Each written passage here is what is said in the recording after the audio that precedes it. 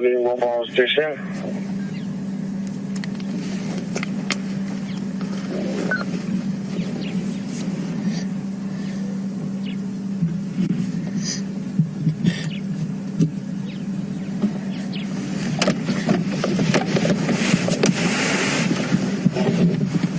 Good morning, everyone, and welcome to Juma Private Game Reserve for this sunrise safari. My name's Brent. I've got Andrew on camera with me, and we have Tara in final control, and the other vehicle we have James and VM. Well, quite an exciting start so far. We've got lots of leopard tracks around quarantine clearing, which is very, very exciting for us. There haven't been too many leopard too close to camp for a while, so I'm following up on tracks of a female, and James is following up on tracks of a male. Also, if anyone is new or not used to the SafariLIVE, we are live, so you are watching an African sunrise at the same time as us, wherever you might be in the world. We also are interactive, so you can ask us questions about what we're seeing on the drive, and you can do that by emailing us at questions@wildearth.tv, or if you're on Twitter, you can just use the hashtag SafariLIVE. And we're going to get straight onto these leopard tracks now. Really nice time in the morning to be tracking, so I'm excited to see what's out there. Aubrey coming.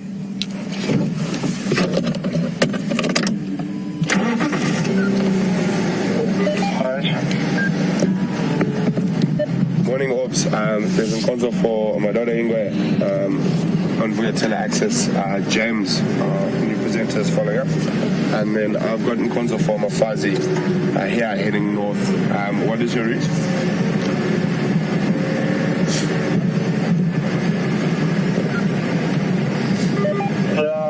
Try to form a long source road. Okay, copy, thanks. I will take Gallagher shortcut. Okay, good. So there are the tracks of this leopard that we're following. Let's get them from there, Andrew. Brent and Aubrey, there are also tracks of a female with this male interspersed. I've just lost them. I think it's at the junction of, I think it's Gallagher shortcut on the access. Copy, thanks, James. I will continue around on shortcut and check the northern side.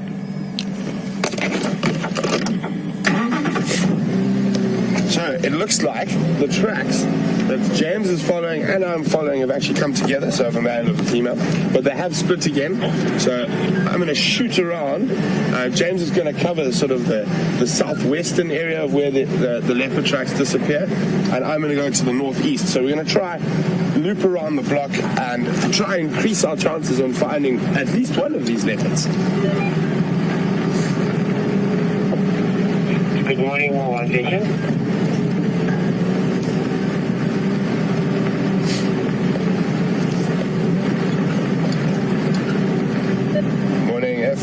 No updates yet, just tracks from Mafazi and Madonna Ingwe on Vugatela Access between Shortcut and Aubrey's.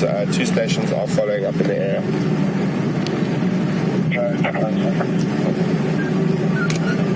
Sorry, Habib. Building. Sorry guys, Game Drive channel is a bit busy at the moment. So what normally happens at this time of the morning where everyone's coming out from whatever lodge or wherever they are, there's a lot of planning and chatting.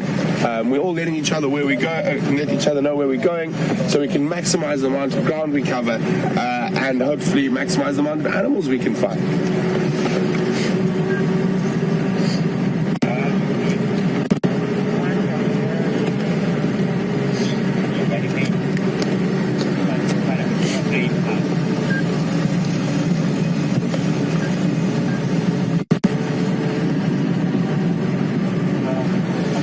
It's about 16 degrees Celsius at the moment, which is 61 degrees Fahrenheit. The sun, as Andrew was just showing you, is popping up over the horizon. Nice time in the morning to be out. One of my favorites. Even better that we've got fresh leopard tracks to follow.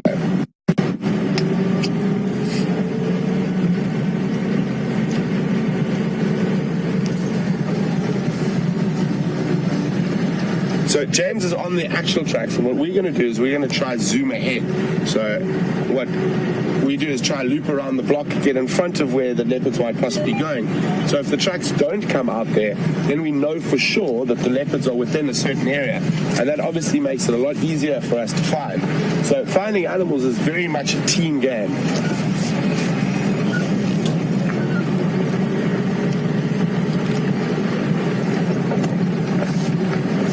We're also listening for any alarm calls of different animals, everything from birds like Franklin to even the tiniest little cesticula, which is the tiny little brown bird, to impala, nyala, kudu. All those little things might be able to let us know where the animal might be.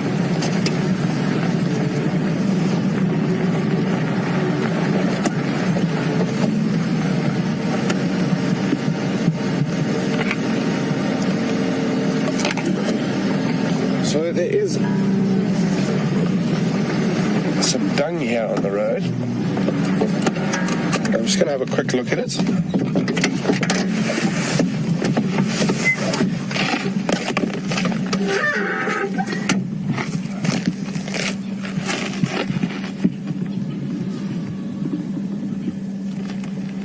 So it is leopard dung, but it is probably from yesterday at some point. It is hard already, so it's not fresh. And you notice I did not touch that dung with my hands like I do with dung of an impala or wildebeest or anything like that. Predators have a huge amount of parasites. Oh, what was that flying across there? We're going to try. Disappearing. It was an African fish eagle with something in its talons. Don't think it was a fish. It looked more like maybe a duck. And fish eagles do that quite often. They do not only eat fish, but they will eat ducks and monitor lizards and other creatures. They are predators after all, and most predators are opportunists.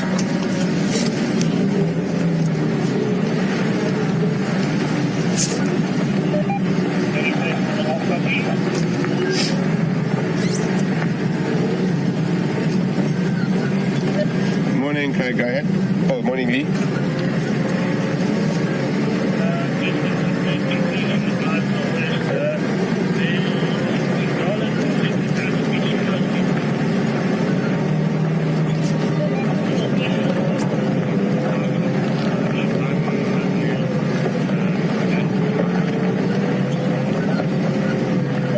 Thanks very much, Craig. I think Aubrey is heading into that area.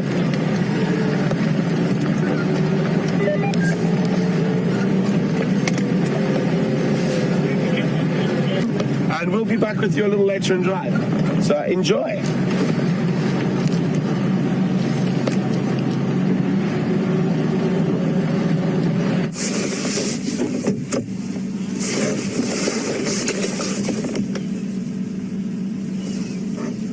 Everyone, welcome to the Greater Limpopo Transfrontier Park and the small section of it that we operate on. Vian has found us a glorious sunrise. He won't show you his thumb because it's covered in a fairly grubby white glove at the moment.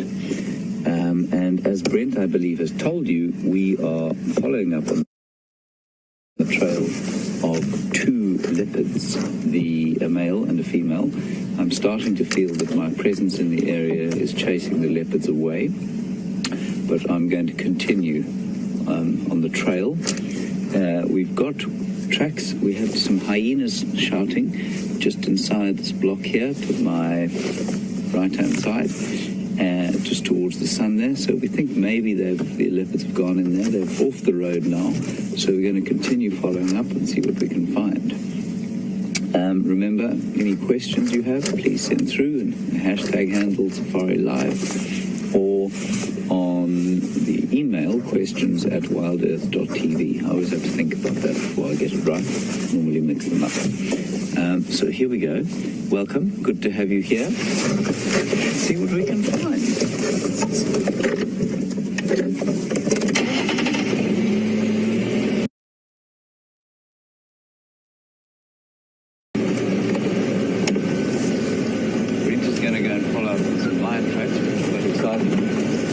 Exciting is actually finding the animal, but we're going to carry on with 11. Try and break my duck.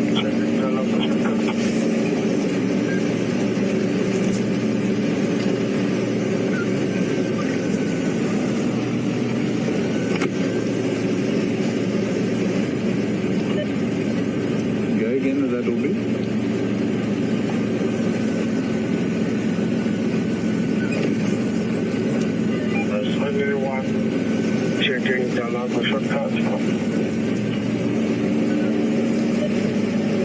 Negative, not at the moment. I was going to head on that, but we'll be in front of it.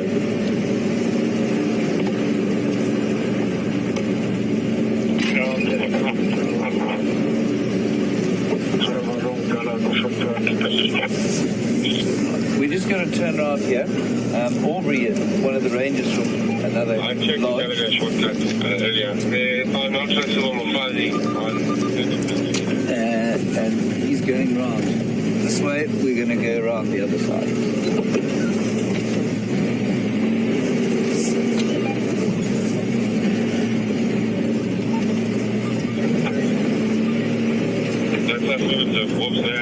About halfway down 30 minutes.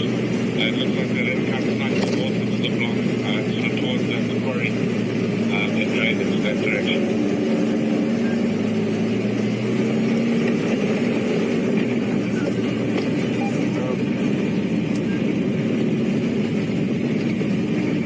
So like I say, the inference is that they're probably mating. I believe somebody told me across the space of the World Wide Web that Karula has been mating in the last few weeks. So it's possible that she's still in estrus and attracting the attentions of a male. I'm not sure who the male would be, given that Chingana was quite a long way away yesterday on that Impala kill. So it would be quite interesting to find them both. Well, in fact, it would be spectacular to find them both.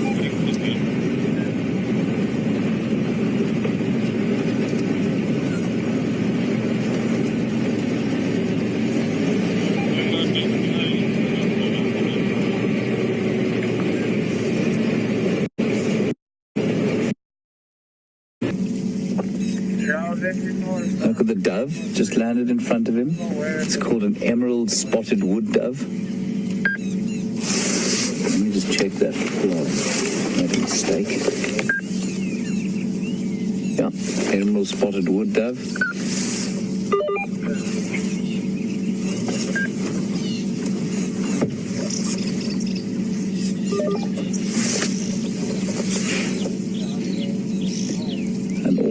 The dawn chorus is singing. We've got long-billed crombecs to the left. There's cisticolas to the right.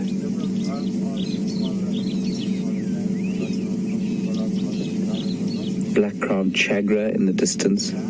We had southern boo-boo earlier.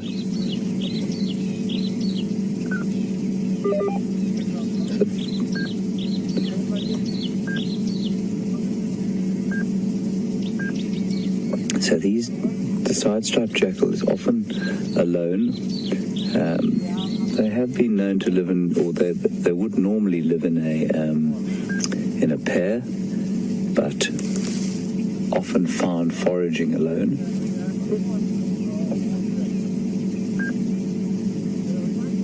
And they're the less common of the two jackal species we get here.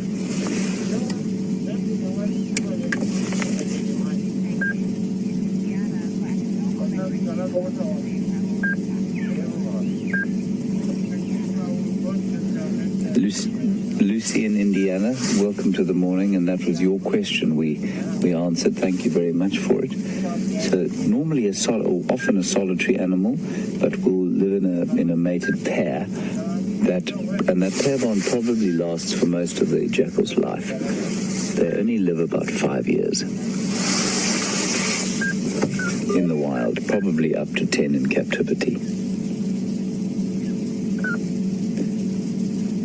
This is by far the best sighting of a side-striped jackal I've ever had.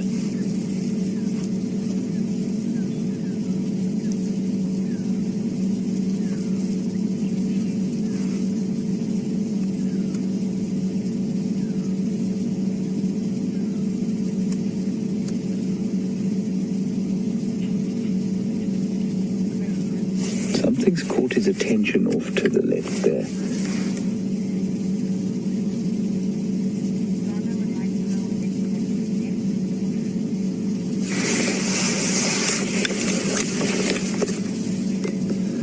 Donna on Twitter would like to know if he has a neck wound. Donna, I can't see exactly. It would seem that there is some congealed material underneath his jaw. Yeah, that could be a wound. It's definitely some kind of blood. Yeah, well spotted, Donna. Looks like some kind of wound.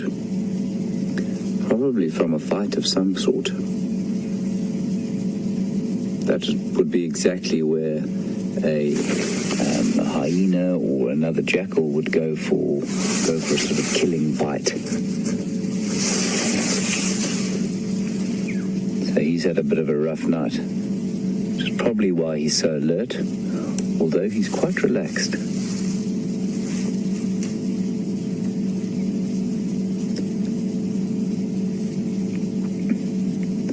The jackal is a much maligned animal, known supposedly for its cunning, and by cunning I mean sort of nefarious mind.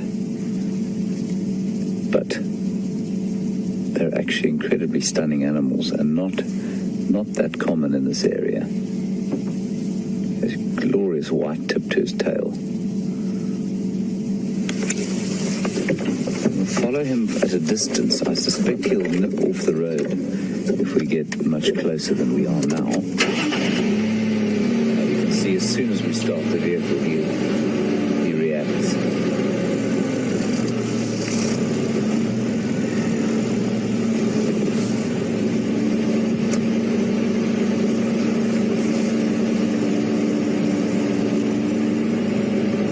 So like I was saying, unlike his cohort, the black-backed jackal, he will also eat quite a lot of fruit.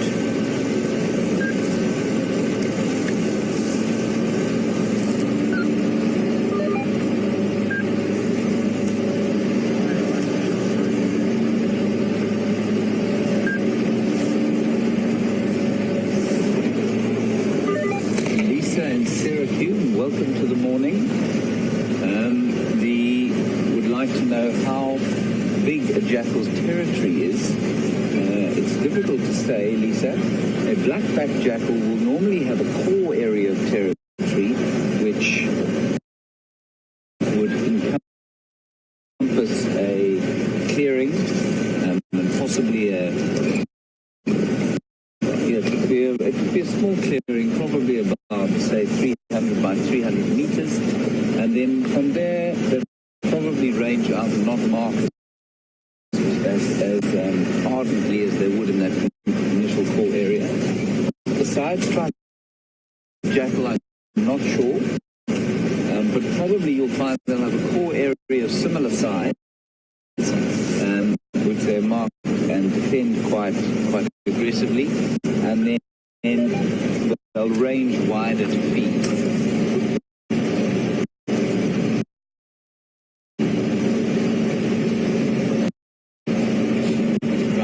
He seems to have disappeared, so we're going to carry on the trail of the leopard.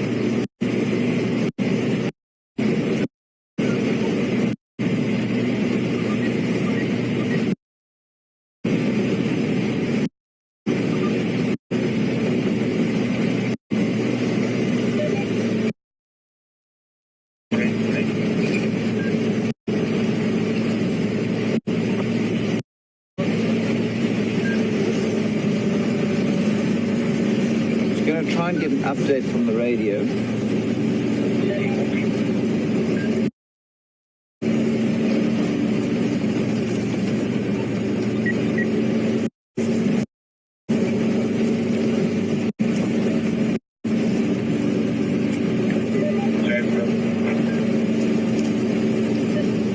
Stand by 100. Ready, Chris? Very well.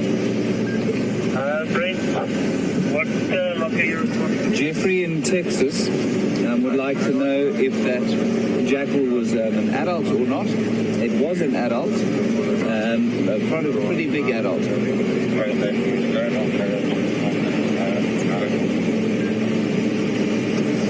I just confirm bullet riding is running. Copy, thank you. Checks what we're going to be there, and then one while it's there. Yes, looks like they found the leopard. We're going to try and get in there. Aubrey, do you copy? Please can you go with the location of that sighting? I'm on my way there.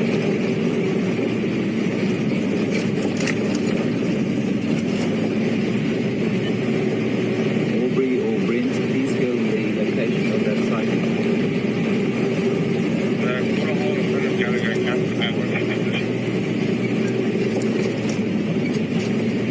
I'm coming down the really exciting.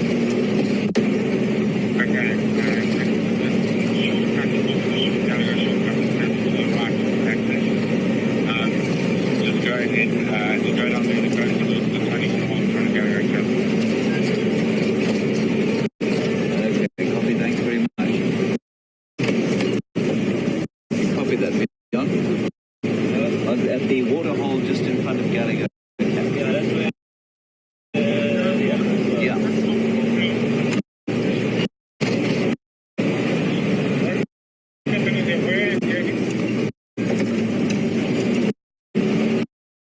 Gonna go a bit quicker.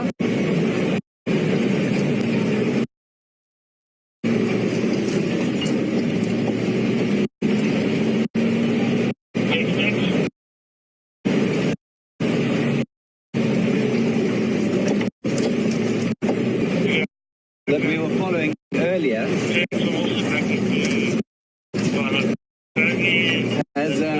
has been found just near from where we are now.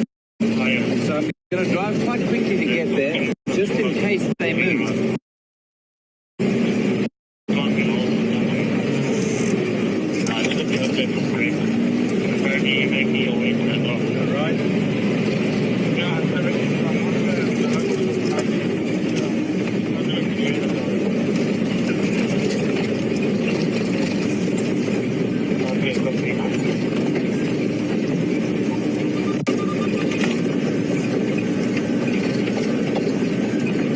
It's really exciting, glorious leopard in the morning.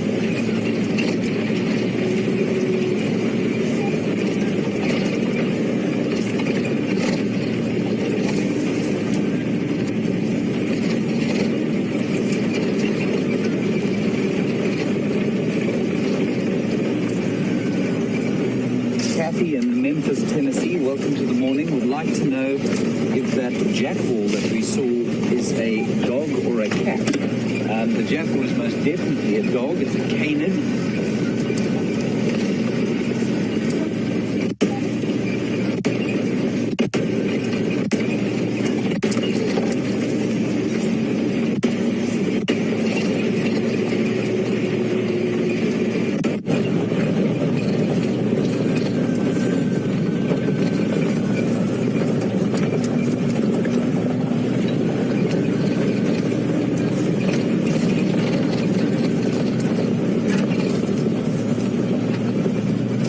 Morning, Lynn. Welcome to the morning.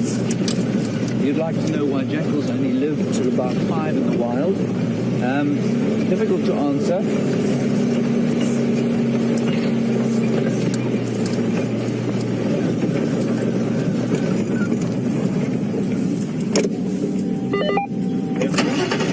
Sorry, just hold on, Lynn.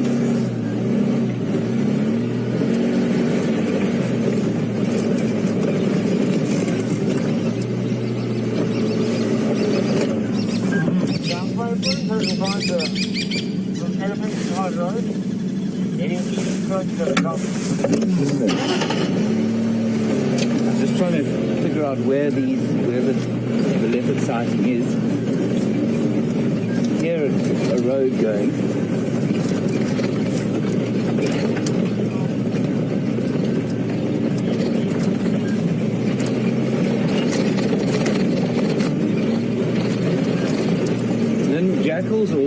most canids only live to about 5 or 6 out here. Wild dogs the same. I couldn't answer you as to why they don't live as long as they do sort of domestically. They certainly live longer in captivity than they would out here.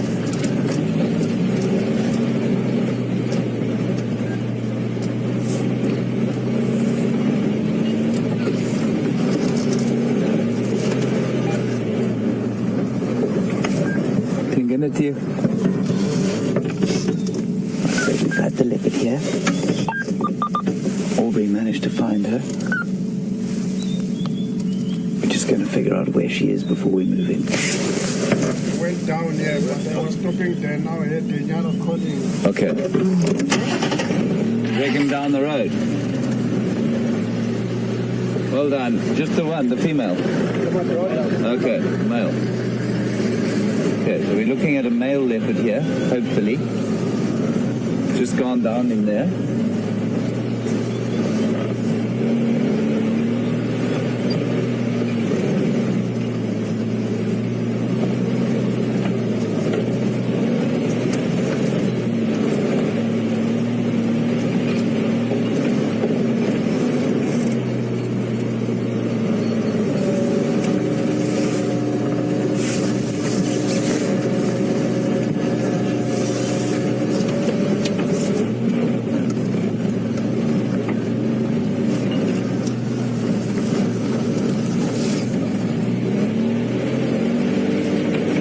Really will be very upset if we don't find him.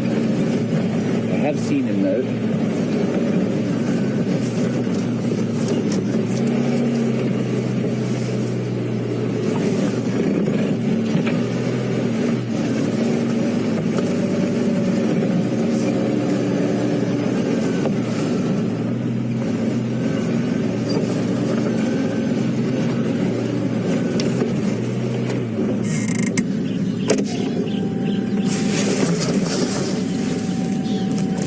The bird's alarm calling down there.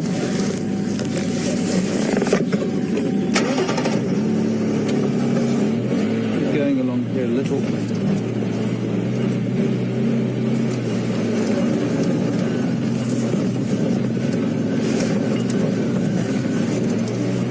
going to go in there. I'll follow Aubrey, who has actually seen the leopard. Got a better idea of its direction. Here we go, they've spotted him.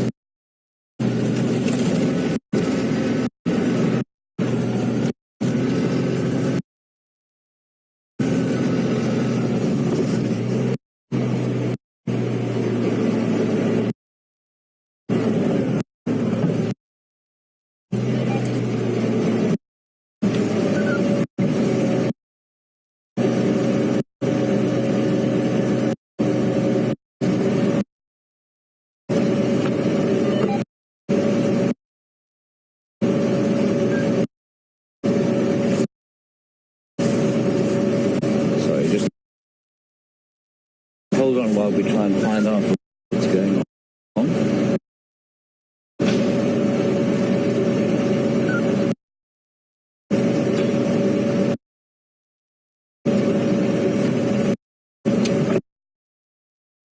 Something down here. Briefly.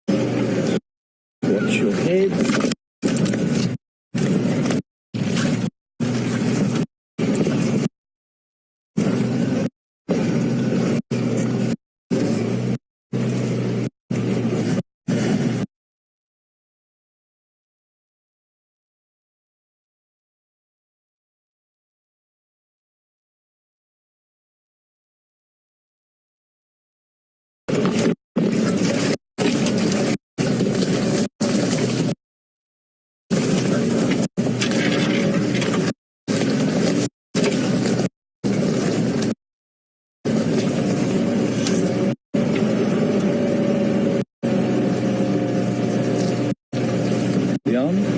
Any sight?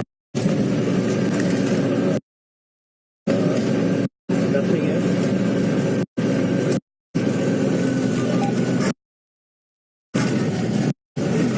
Very unkind that we haven't managed to find him.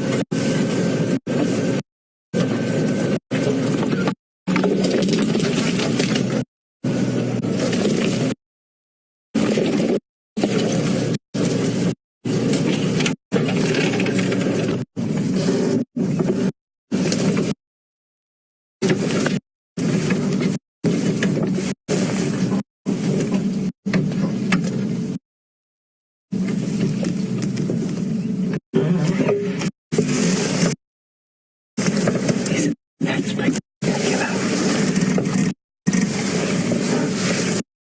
I actually can't see him. Only you guys can. I'm stuck behind a porcupine bush. Oh, there he is.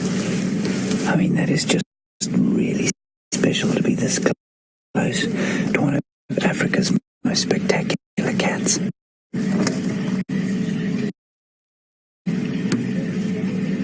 Oh, that's epic. My first leopard.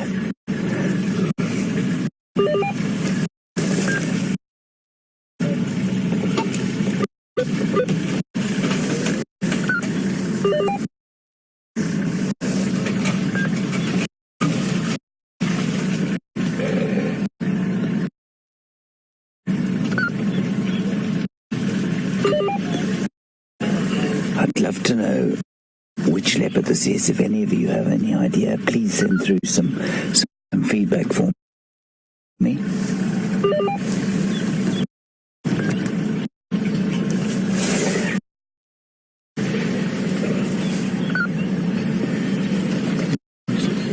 He's been in the odd war, this chap. His ears are pretty gnarled up.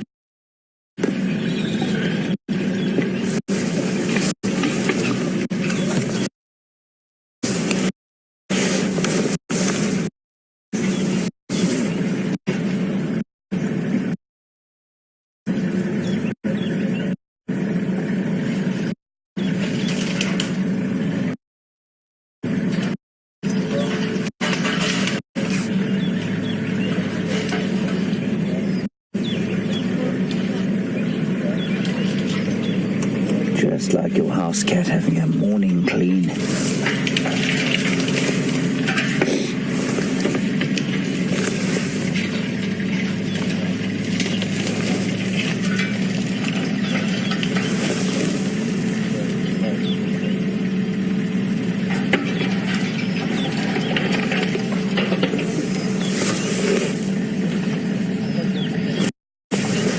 I'm not sure if you can see or not, but we're only about 10 meters from him, if that, probably 5 meters from him. And he's completely relaxed in our presence.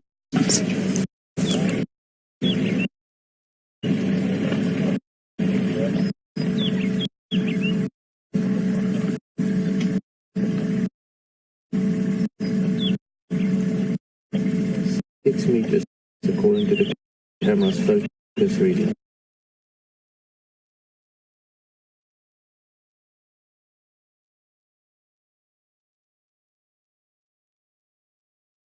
Just off the back of a big kill, so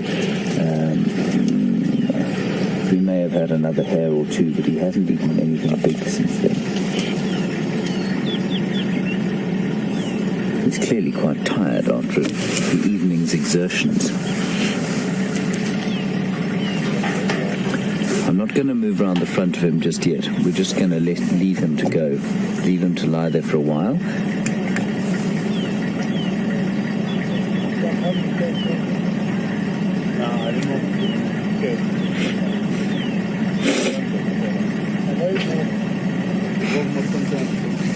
Thank you to all of you who've let me know that this is indeed Mvula. Lisa Osborne especially, who says he's 10 years old, so he's a male in his prime. And you can see that as soon as he stands up, of course. I mean, he's a really big, solid fellow. And he's been through the odd war, as evidenced by his lacerated ears. So he's earned his rights wherever he is.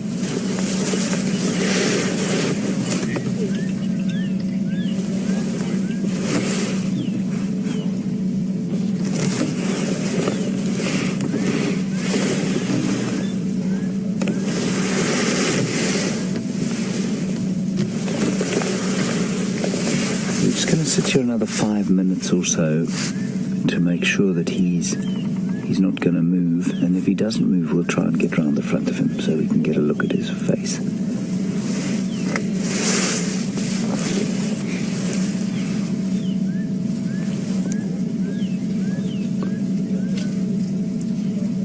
It's just stunning the way the morning light catches a leopard's coat. There's no pelage quite like that.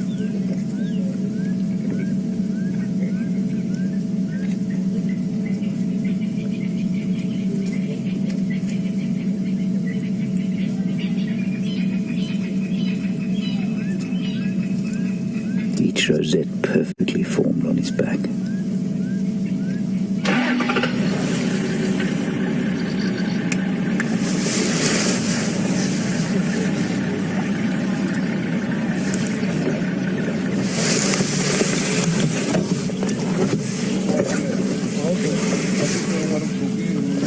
I believe he's got an eye injury, and you'd like to know if it's better.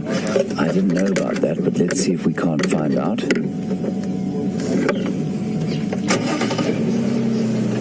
Hold on a second, I'll see if I can get a view in the front.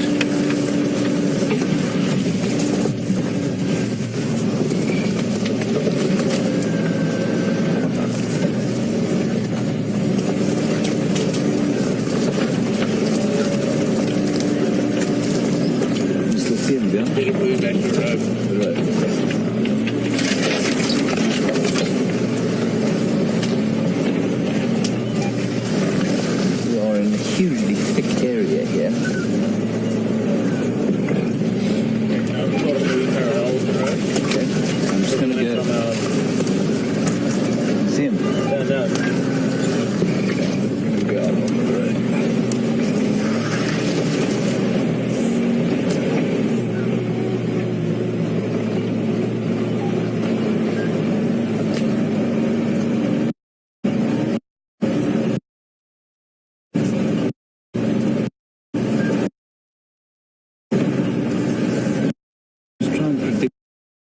His movement. Can't get round the front.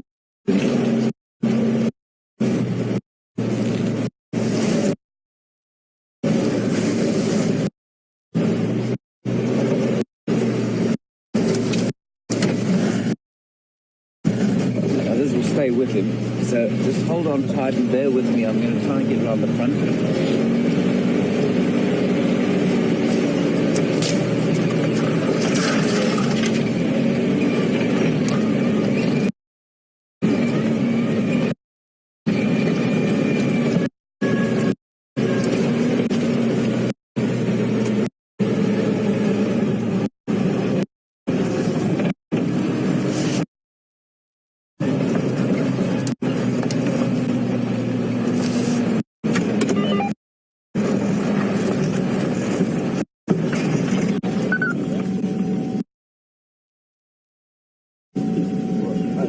He's just in here.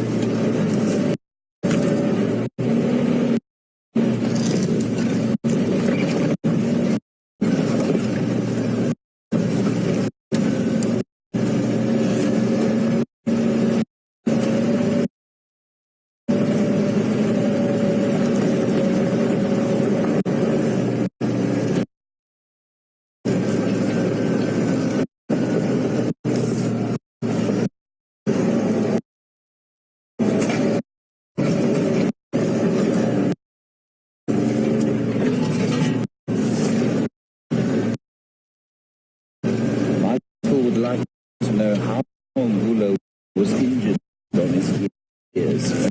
My it's difficult to say, but you've mentioned thorns, you've mentioned fights with other leopards. All of those could cause those injuries, and those look to me like battle scars. So I suspect quite strongly that those are fights with other leopards.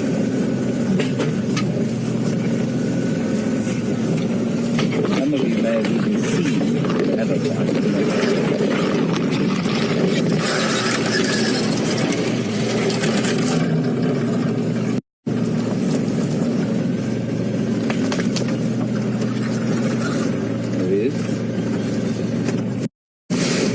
See his spots. I'm just going to zoom in through there. I'm going to get you to have a look at the spots there. You see him? Leon? He's there. Just if you go. I haven't, but it's obstructed. Oh, I see. Okay. We'll try and go around there.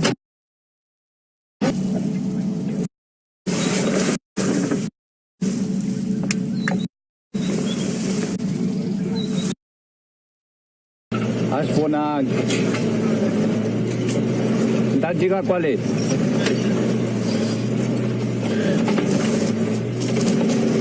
Shafam. Okay.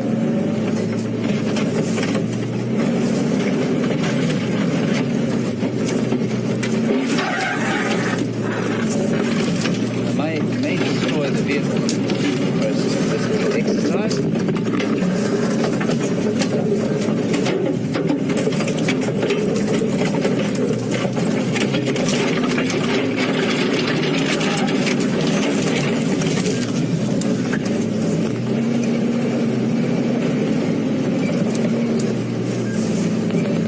We're out of the thick stuff. We'll try and get back in there now.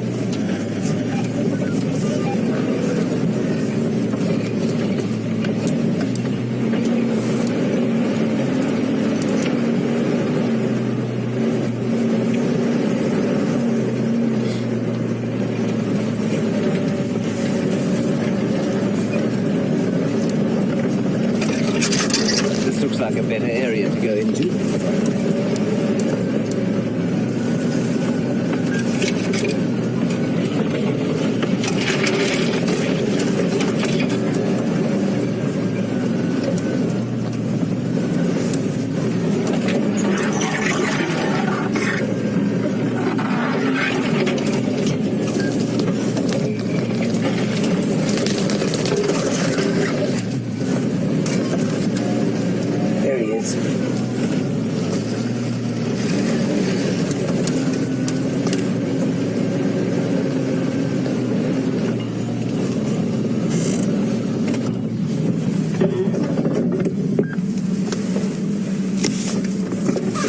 Slightly back so that you get a better view of his face.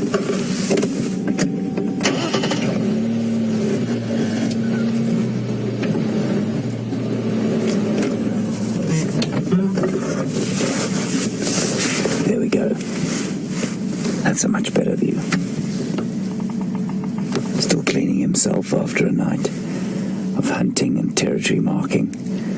And from the tracks that we saw this morning, probably also following a female.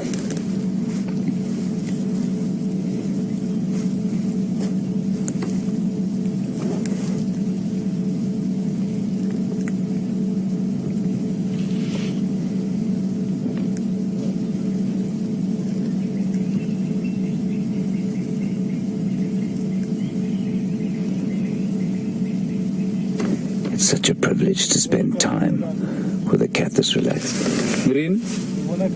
Yeah, we want to go. Okay, you can see. Get on.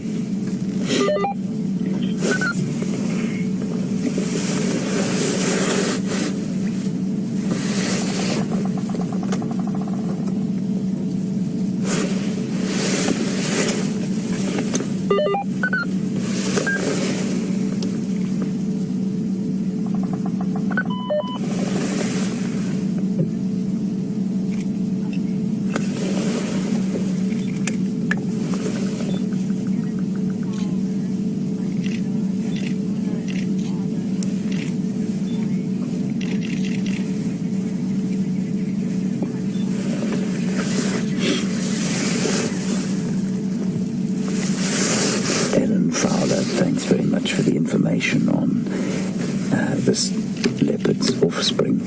I believe he has already mated with Karura and produced some offspring. Thanks for that. And I suspect he's trying for a repeat performance now, given the tracks that we saw this morning.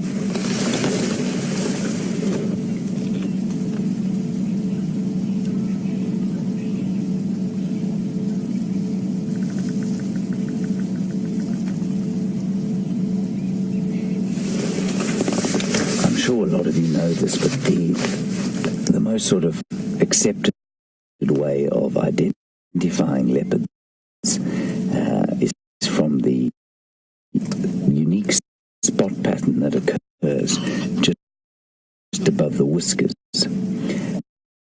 And while we can recognize him from his tattered ears, his ears will either become more tattered or heal, and things will change over time. But that spot pattern remains the same from when they're cubs.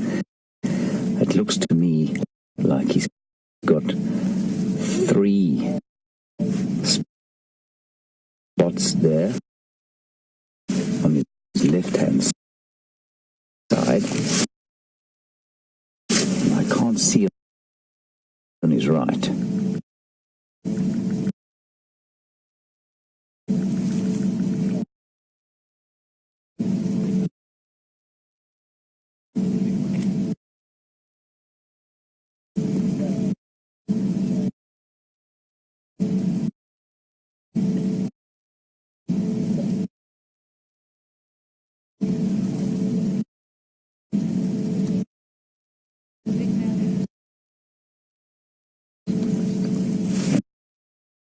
So often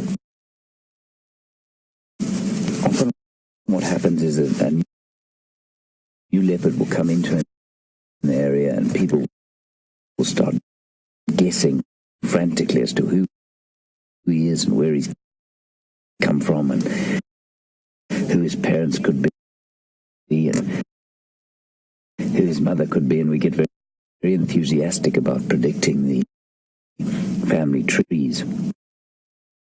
But unless you can get a very distinct or very definitive look at that spot pattern, or perhaps some other definitive spotting on the body, it's very difficult to say which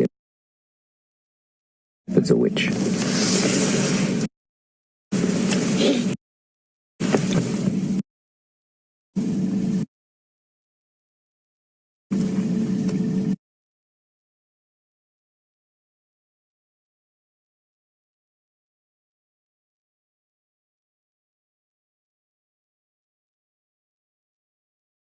Again, I don't know how many litters she's produced. I think she's produced. I think she's produced 4 litters before, so she's probably got quite a low birthing, or low birthing interval period.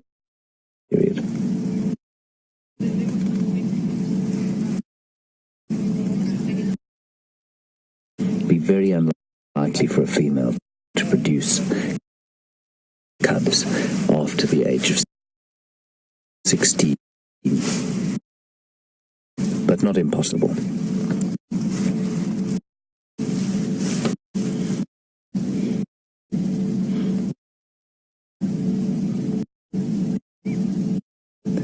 Now you can imagine, some of you have been with me for the last few days while we've been chasing around leopards, how easy it would be to miss an animal like this in the grass, how many we may have driven past.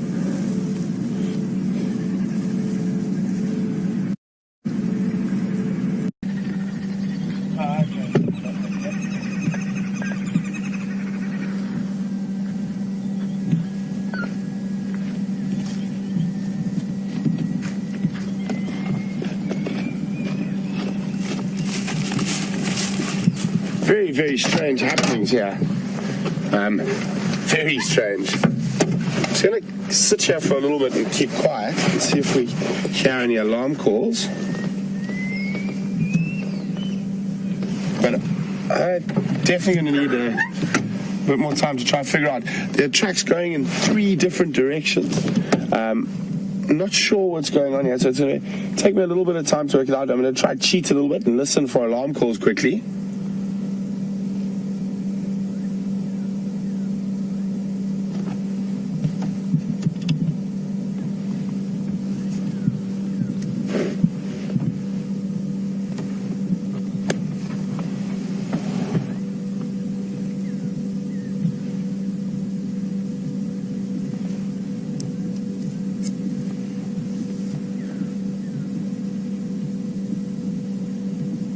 We don't hear anything just yet.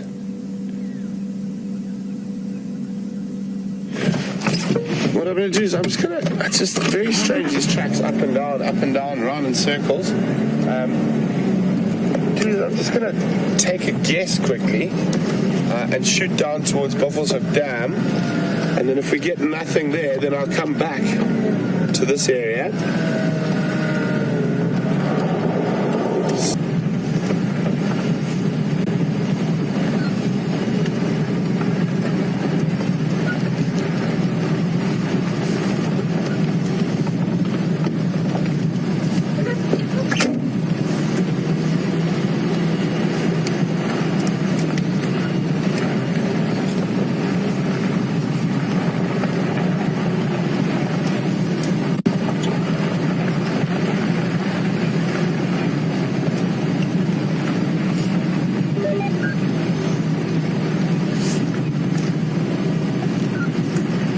Marianne from Arkansas, welcome on the Sunrise Safari. Marianne said, could it be a mating dance from all those tracks going in different directions? I don't think so, Marianne. It's just tracks of a single female. I don't think there's more than one leopard there. So probably not. I think she either heard something or smelled something that kept her interested in that area. So I'm just double checking that she hasn't come down towards the water. If she hasn't, we're going to loop back around and go check in that area again. But yes, the boundaries have been my nemesis today.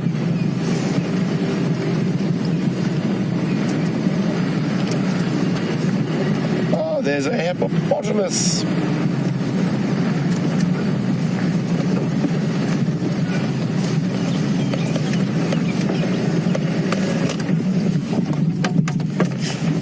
At Buffelshoek Dam now. So let's stand by for a few seconds and listen again and have a look at the hippo.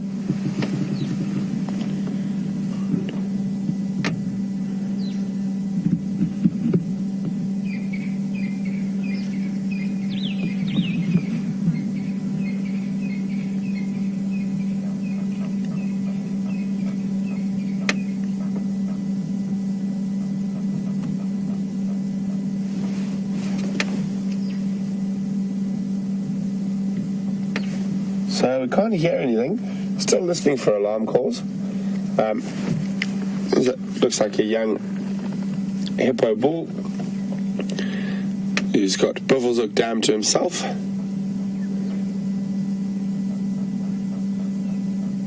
Been pushed out of one of the other dams where there's lots of females of that by an older male.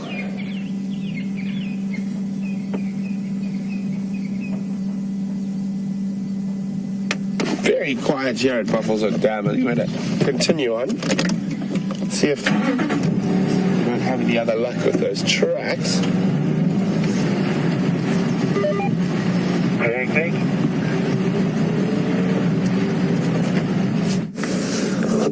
Welcome back, everyone. We're still here with Mvula. You can see that he's obviously had a bit of a tough night out, and so he's having a hard sleep. It's still magnificent to see a cat like this sleeping.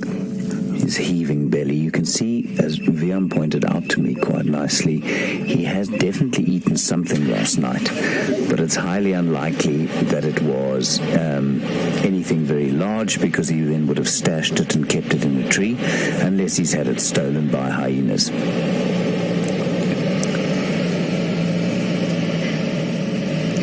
It may have been another scrub hare or two.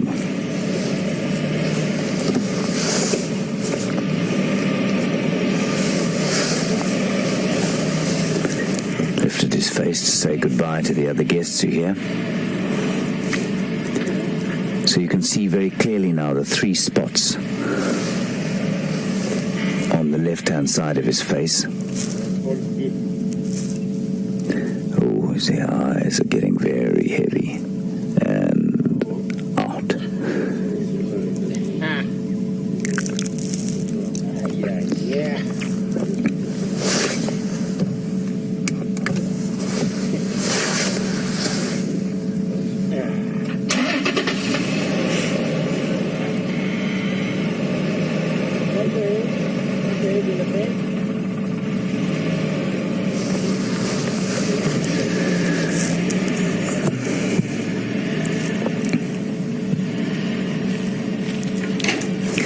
Jeffrey in Texas, welcome to this magnificent sighting of this great African cat. You've asked a question about a leopon, which is a hybrid between a leopard and a lion, and whether that happens in the wild. It doesn't happen in the wild. In fact, it's almost... Nothing's impossible in nature, but I'd say it's almost impossible. I'd be 99.9% sure that it would be impossible for it to happen in the wild, because a lion will normally kill a leopard if they get within close enough proximity. Mating would just not happen out here. That said, I'm sure your question is born of a knowledge that they have hybridized in captivity before. Often animals of the same genus will be able to hybridize in captivity. So horses and donkeys are the same genus, Equus, and so they are often able to hybridize, but they don't produce what we call viable offspring. So that's offspring that can mate. The same can be said for the leopon and for the liger, which is a mixture between a tiger and a lion, which also happens in captivity, probably more frequently than with the leopards and lions because of the size difference. Tigers and lions are more similar size, but none of those animals are in fact viable. They're all sterile, like a mule.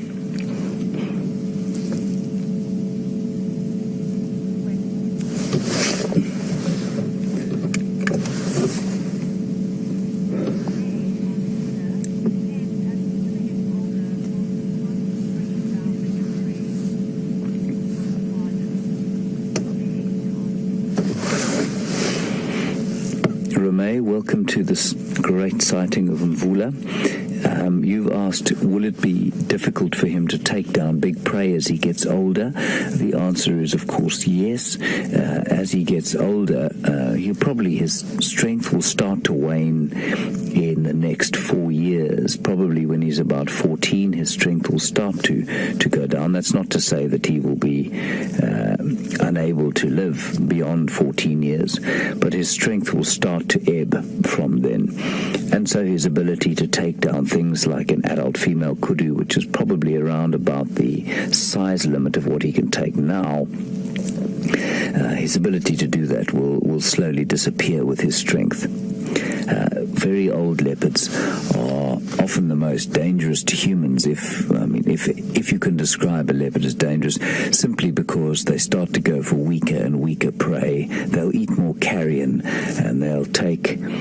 An old and sick leopard will become more and more desperate.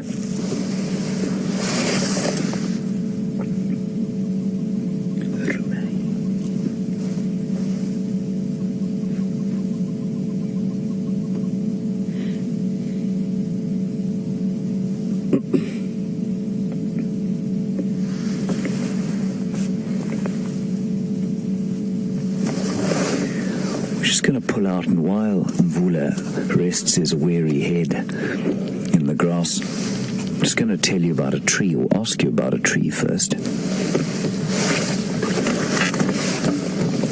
can see this tree above me here.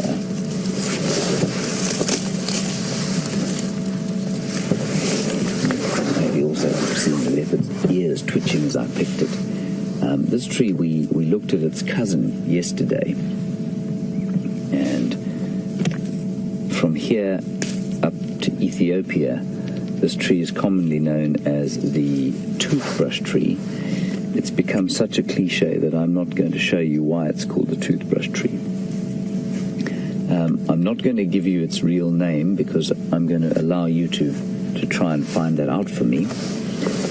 But what I will say to you is that it gets its name because it's used as a divining rod. And for those who are not sure what that means, a divining rod is a Y-shaped stick that some people say they can use to tell if there's underground water or not. And this tree is traditionally used in Africa as a divining rod, and its specific Latin name comes from its ability to be used to divine water. It also produces a delicious, deep sort of purple berry come the summertime. Important source of food for monkeys, for people, and it makes a very sort of purpley red dye, which is quite nice.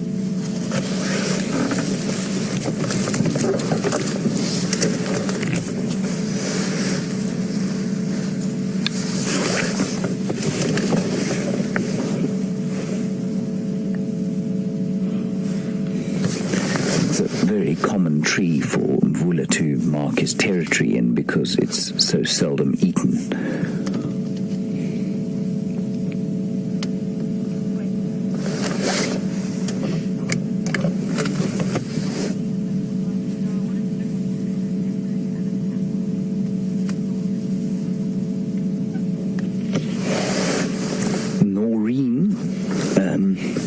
I believe you'd like to know the difference between a leopard and a panther. A panther, traditionally, as far as I'm aware, is the term used for a black leopard or a melanistic leopard. Now, what a melanistic leopard, like the one, for example, found in storybook fable, like the Jungle Book, the black leopard in that, or the black cat, the panther in that story is in fact a black leopard.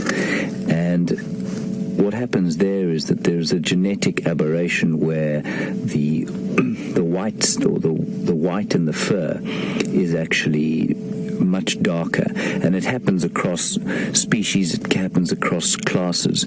So, you get melanistic Gabar goshawks, for example, or melanistic leopards. There have even been, I think there are 1 or 2 records of melanistic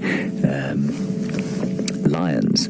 So a panther is a melanistic or black leopard, and a black leopard is it's sort of a very dark chocolatey brown color, but in good light, you will see that it still has the same spots.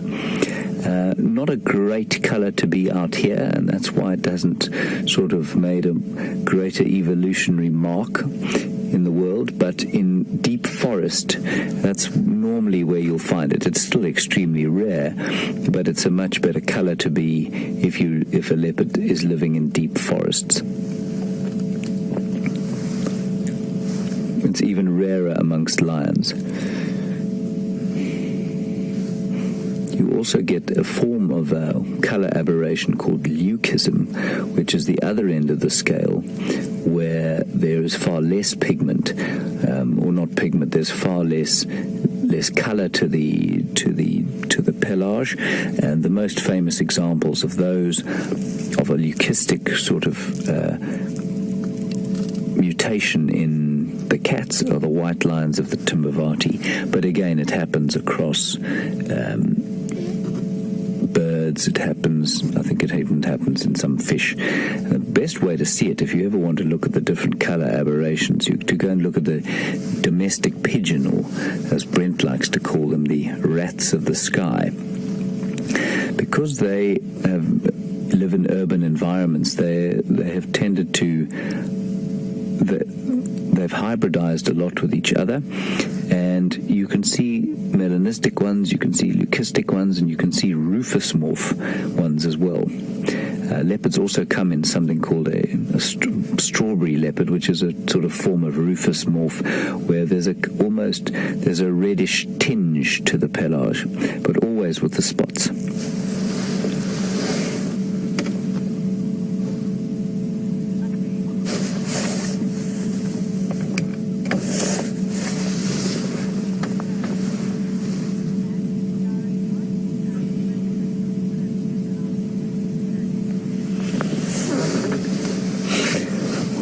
Had an answer to our quiz. Sherry correctly was the first correct identifier of the magic worry bush. The Latin name is Euclea divinorum, and the divinorum comes from the ability of, well, supposed ability of the tree to divine water. I think water divining is still quite a big thing in various parts of the world. The scientists will tell you that it's fairly meaningless, but there are many who swear by it, and I know people who have found water through divining it, sometimes even with this tree.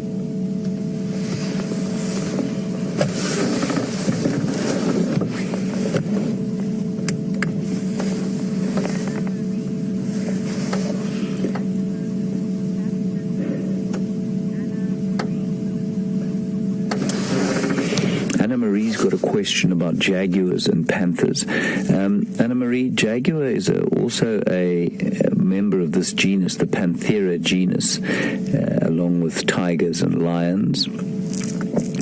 And yes, you would also get a melanistic or black jaguar in some cases. Probably, I mean, I'm guessing here, but it's probably more common there where there are jaguars in South America because there's less savanna, so they would spend more time in the deep shade of the jungle or the Amazon forest. So yes, you would get a black jaguar, and some people may call that a panther.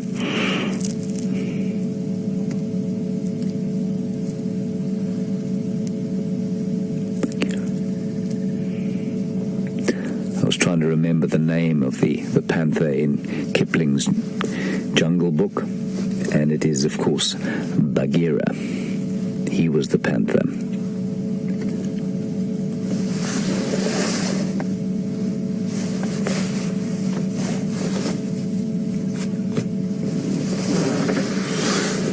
I think we're going to leave Mvula here to lie up in the shade. I don't think he's going to do much for the rest of the day.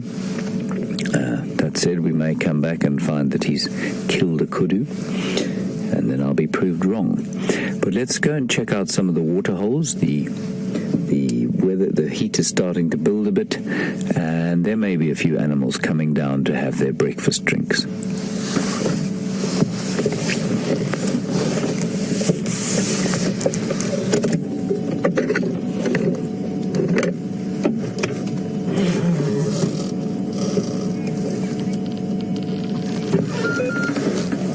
Just as we wander off, I'm going to hand you back to Brent, who's still tracking and doing what he does best, which is find animals, and we'll catch you just now.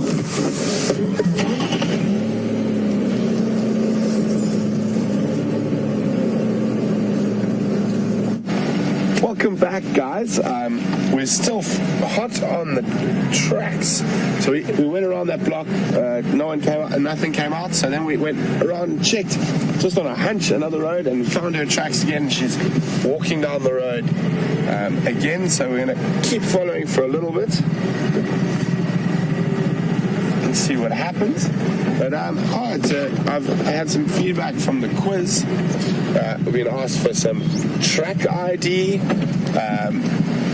and birds and animals, so we can definitely cover all three. Let me just see if she changed sides of the road.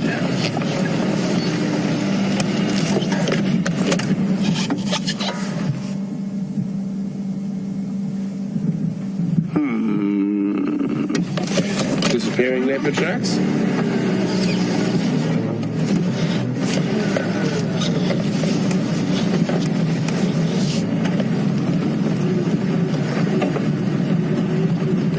Yeah, there we go. This is the last place I had them.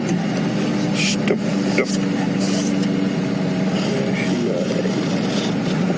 Might just be walking in the middle of the road. Yeah. So I think the first quiz we'll start off nice and easy. We'll start with animals.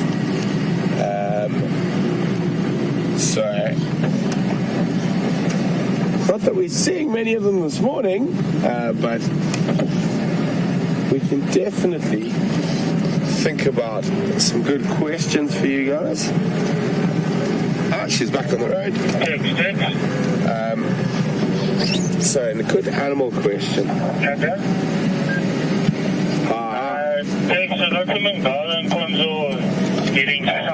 I would like to know, what is the highest a leopard has ever been recorded in Africa? What is the highest in feet or meters that a leopard has been recorded in Africa? And where was it and in which country? What was the highest a leopard has ever been recorded in Africa? Where was it and in which country? So we mix a bit of geography in there as well. And you can send your answers to questions at wildearth.tv, or you can just use the hashtag SafariLIVE if you're on Twitter.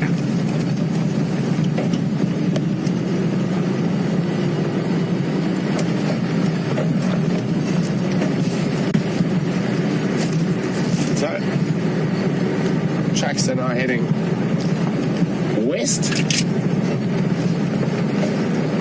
down the central road.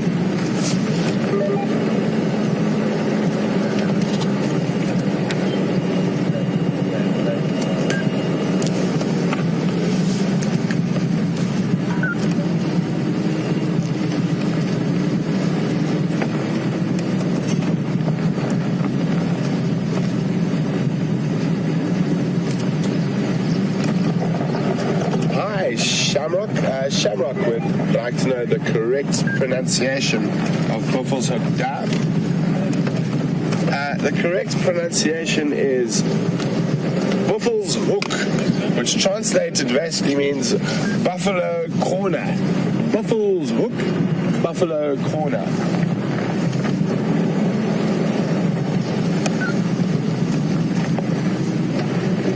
I'm starting to wonder if these tracks are not the same female leopard tracks I had very close to quarantine clearing earlier this morning. We've been seeing some really strange behavior. I mean, I tracked a female leopard from literally the western boundary to the eastern boundary, and I mean, leopards can move distances, but it's unusual for them to move that far in a single night. She's back on the road on the left there. So I just need to listen to the radio.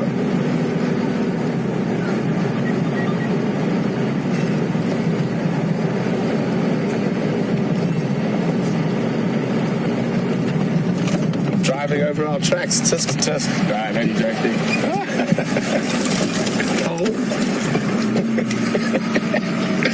Morning, James. Morning, Ben. How are you this morning? We are full of joy. You are full of joy. Yeah. So that female leopard track comes all the way from the eastern boundary. And goes where? I'm going to go double check on the last tracks where I had it. I think I've just destroyed my camera. Sorry about that. Good morning, mobile. We left Drive and update, please. No, I heard. I'm going to go check. So I think there's another set of female tracks there on Sandy Patch.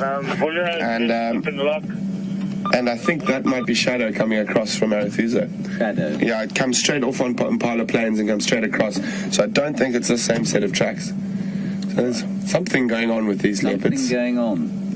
Well, good luck, and we shall see you at breakfast. Yes, you will. All the best. You will eat profoundly. Yes. As you were. As you were. Bye. Bye.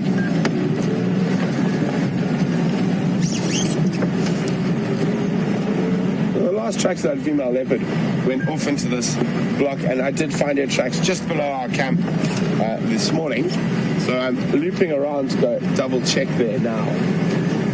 So I said we had another set of female leopard tracks, but further to the north and west, and those tracks came almost from Arathusa. So I'm guessing that that's possibly Shadow, this is possibly Kruger, and obviously it's near impossible to be exact about that, and we can only speculate till we find them.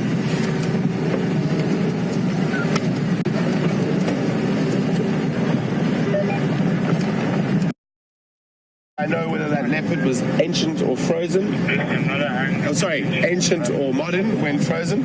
As far as I understand, it was modern, but that means the last 100 years or so. I'm not 100% sure, but it's definitely not ancient. Right now, is there any station with him?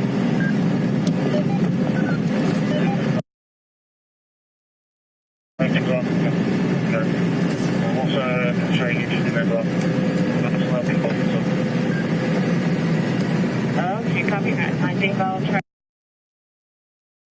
to head over there and locate him then. Copy.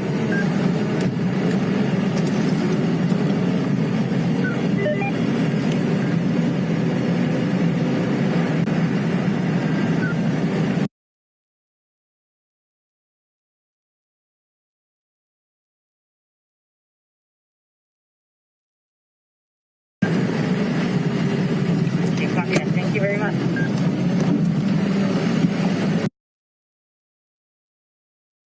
That's why we try to figure out what's going on around here. We're going to cross over to James and see what he's been up to apart from trying to run us off the road. And we'll be back with you a little later.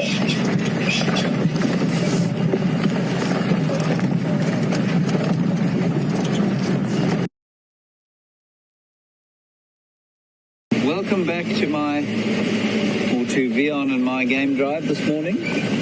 You can see the light has harshened up slightly as the sun has risen, and the soporific nature of the African day is starting to take hold. Around from waterhole to waterhole at the moment. See if we can't find some tracks of some whatever we can see. And the tracks of a big pride of lions unfortunately crossed into the Kruger National Park just now, so it's unlikely there are going to be too many lions around, but there may well be some elephants and some buffalo, especially as the heat starts to build. Vian also said to reminded me that one of you had asked about the injury to Bulla's eye, and it seems that he does still have that injury, and Vian says it actually looks pretty bad, but it's astonishing what these animals can recover from. And in fact, even were he to lose that eye, he'd probably still be able to survive.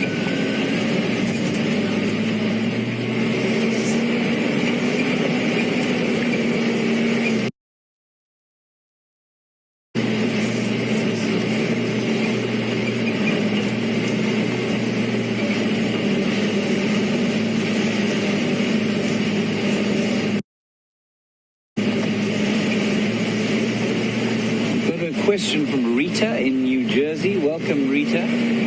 Slightly different surrounds that we find ourselves in compared with what you find yourself in, I'm sure. You want to know the difference between a wild dog and a jackal. They are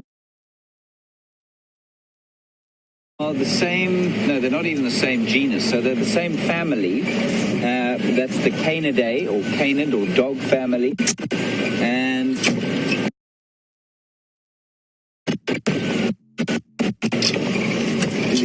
sorry, I'm just destroying my camera aerial there. Let's back up. The wild dogs come from the genus Lycaon.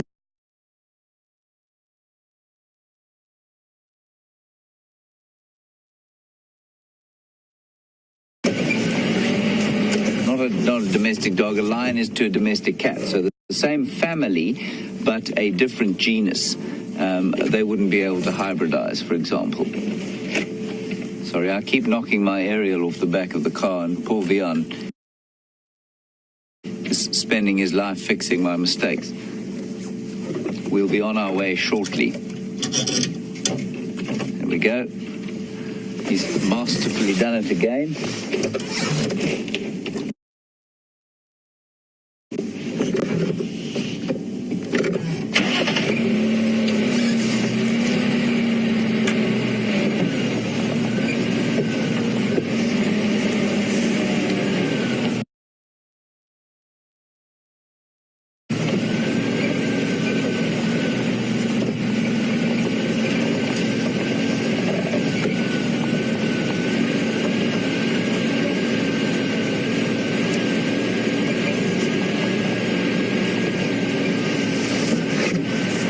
Same or similar size as the American coyote.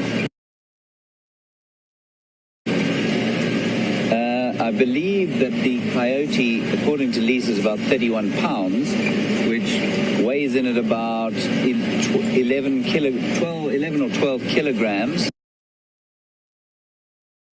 if my arithmetic is correct. And so they are pretty much of very similar size.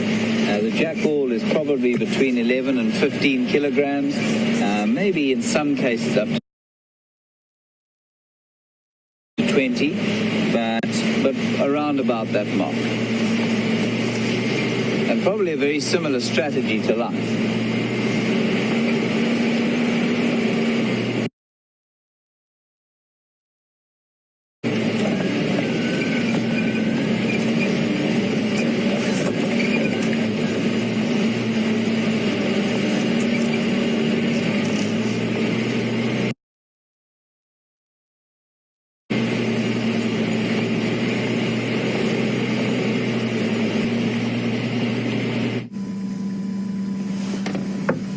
Welcome back, guys. Andrew and I have found an incredibly beautiful bird. Hopefully it will turn around now. It's called an orange-breasted bushshrike. I just don't want to move the vehicle to give it a fright. It's very seldom we get to see them, and they sit for this long. This one's preening. You can start seeing a bit of the color on its chest there.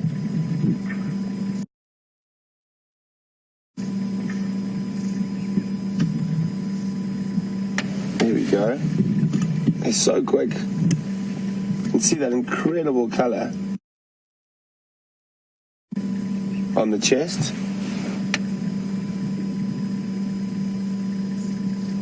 Oh, kind. It's moving to better light. Oh. Where'd he go? Disappeared.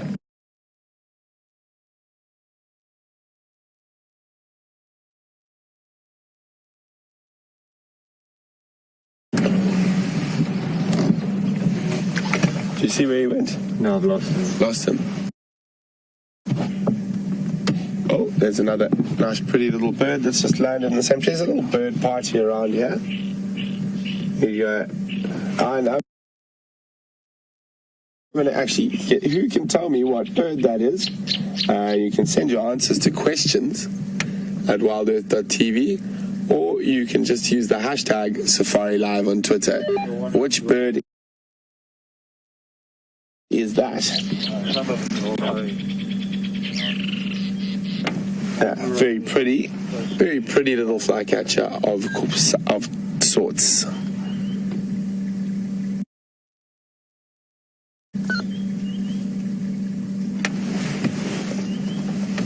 We can hear a few other birds around. I'm just trying to wait to see if we can see one. Oh, there we go. And this little acacia, the second one on the left-hand side, right in the center. Keep going. Where is he popped up now? Just keep looking there. A little bit upward. Oh, no, sorry, down. There. 21. There we go. Yeah, good. Another nice, very nice little bird, a long-billed crombeck. Behind Galago and comes out on him, Google, and see if I can see anything there. flitting around. Alright, copy. I just got a couple of involved here. So you don't come up. You're more than welcome to come join up here. Yeah. Yeah, I don't know the road that well, but if you go sort of... Whoop, and off he goes. That was quite a nice little bird interlude.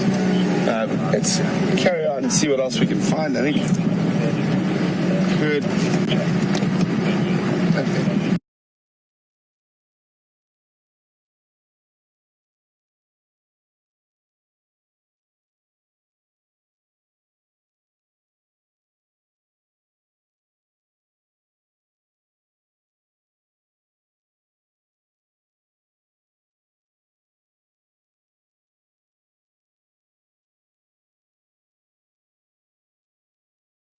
Lions.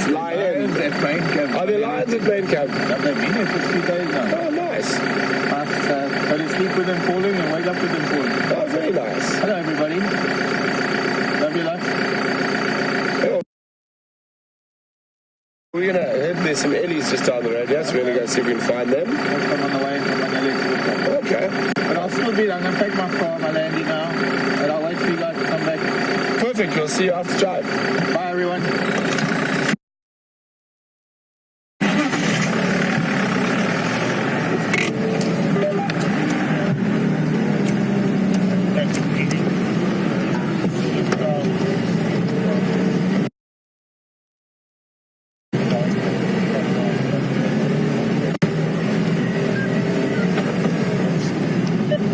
Thanks, Craig. I'd like to make my way. Confirm that's Gari, Bubbleshock, and Mvubu.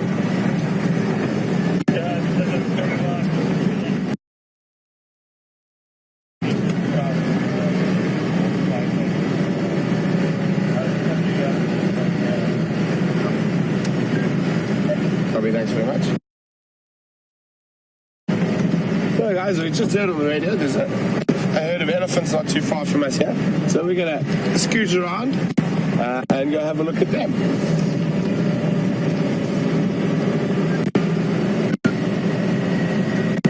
Really nice to be able to actually get that bushhike on camera. It's the first time we've managed since I've been here.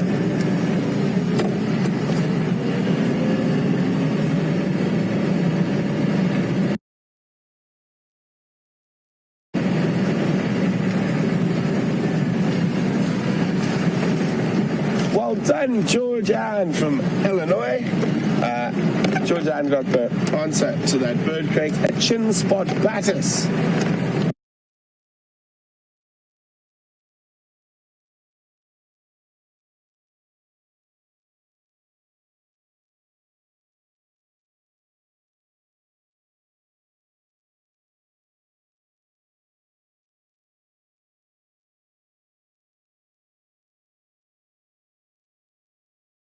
As fast as possible.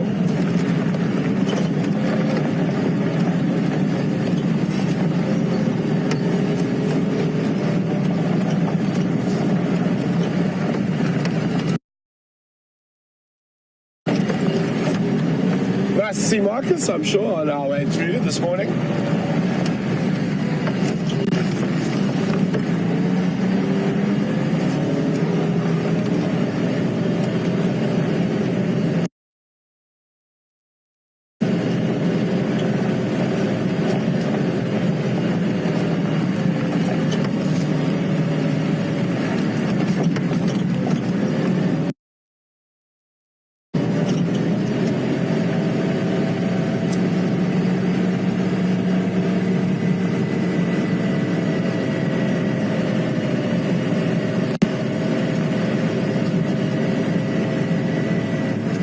Winter's day, warming up quite quickly now.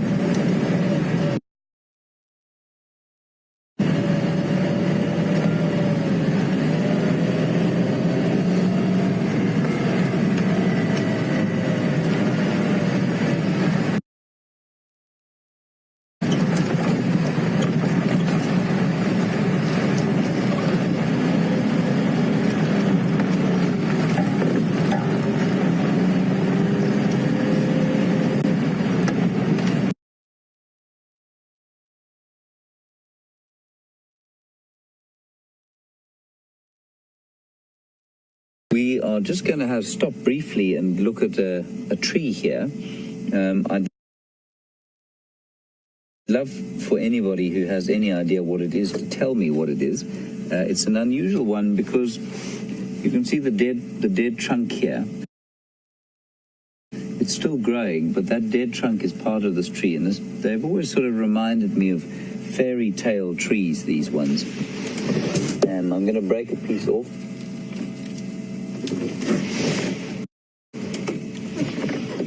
We can have a slightly closer look at the leaves.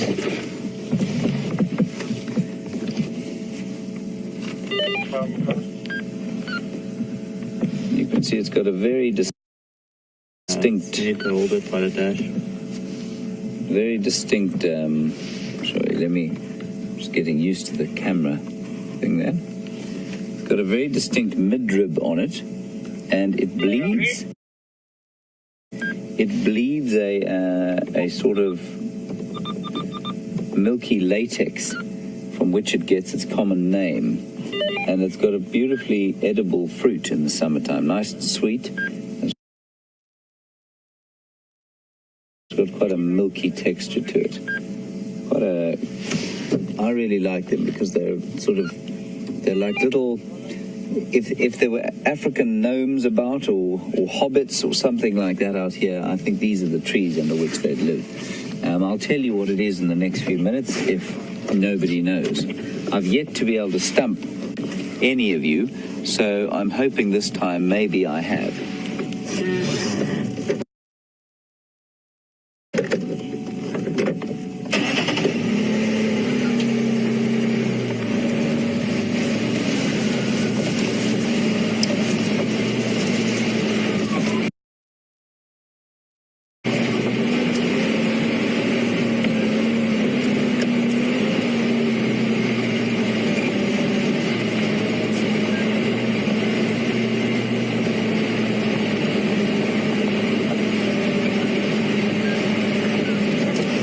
On Twitter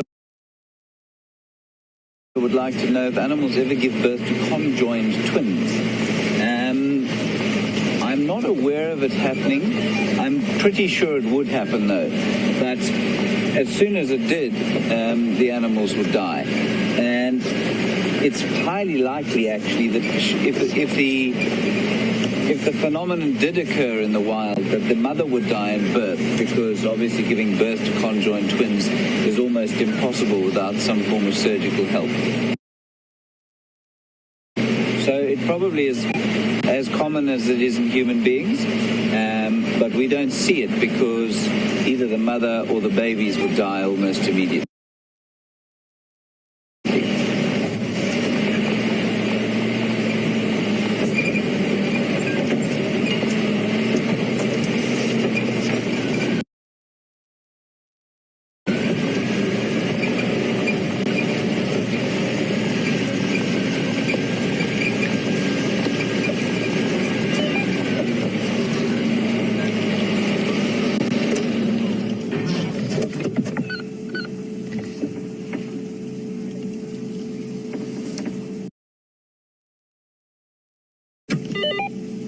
We're just looking at a squirrel there, tree squirrel. Him jumping along the tree there. I mean, he's jumping through a buffalo thorn, which has got lots of nasty thorns on it. There he goes. Fellow. Question from somebody called, I think it's Harlequin Dream. I'm always amazed at how imaginative people are when they come up with their internet names. It's quite a pretty one, really. She'd like to know how many languages or dialects I speak. The answer is 4-ish. English, obviously, is my first language. Then I speak passable conversational Zulu, and the same again for Shangaan. And then we did Afrikaans at school for 12 years.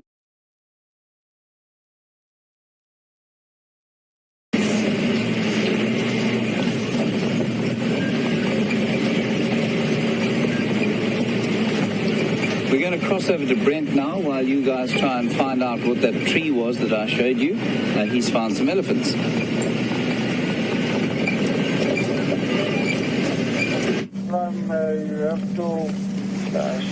Welcome back, everyone. As you can see, this is not actually the herd of elephants we're looking for. It could be on the edge of them, but it's definitely part of in the same area. But this is not the exact position we're going to start looking at. Cheers, F. Ephraim's just sneaking past us. So it's just a female and a sub-adult there. But I'm quite sure there's a few other elephants around. Help me out with this bullet rock again, please. I'm not quite coming right here. Just confirm you said about 100 meters up from Gowrie Dam Wall. So now they're heading in the direction where we were actually heading to go start looking for the helis. So I think it's going to be quite difficult for us to stay with this guy. We're going to go across the drainage line and head to where the bigger group of them is possibly.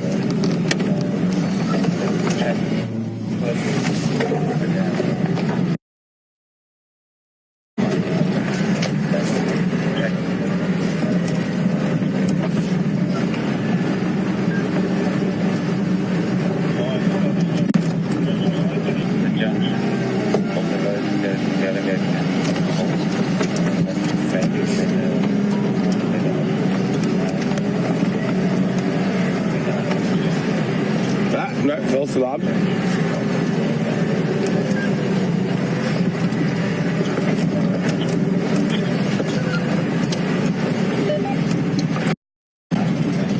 Oh, hold on. Bumpy, bumpy.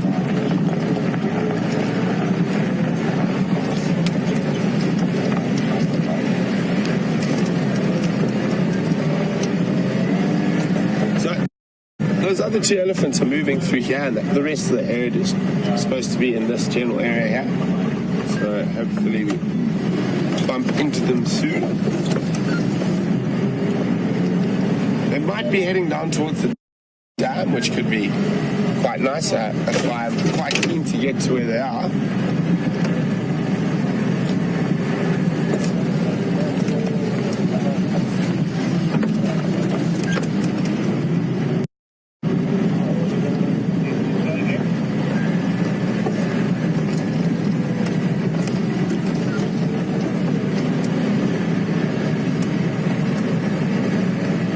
Just listening to the Game Drive radio.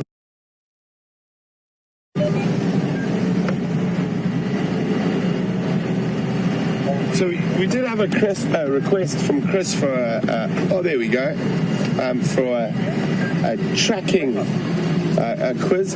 Unfortunately, the light's a bit harsh for the camera to catch the tracks nicely now, but I will try to remember this afternoon to do something like that.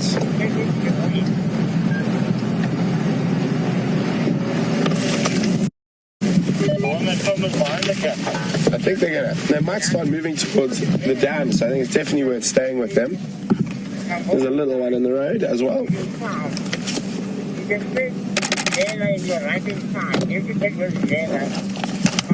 Oh, we're getting a little morning greeting.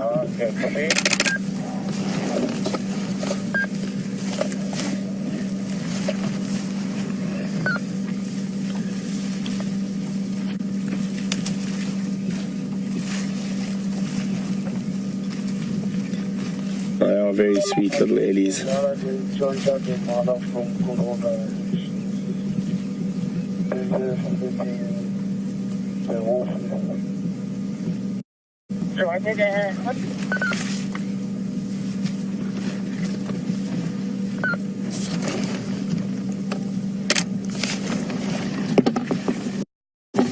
I'm trying to see how many elephants are on. We've got 1, 2, 3, 4, 5, at least 6 that we can see right here. And then there's another 2 that are heading in this direction from the other side of the drainage line. I definitely think they might head straight down towards the dam a little bit later. It is starting to get quite warm. Why don't you take them? Mama don't eat, but I can take them.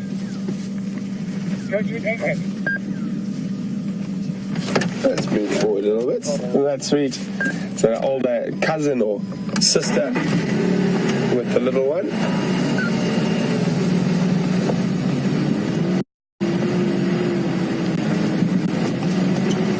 They are moving straight down the dam. Oh, there we go. Pushing and shoving going on.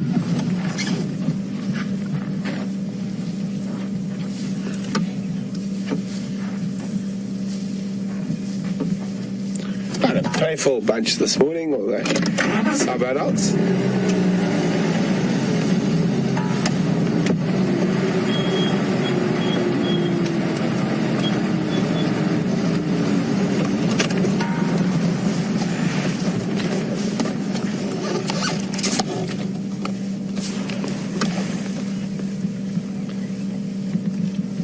See, that's still learning to master the trunk.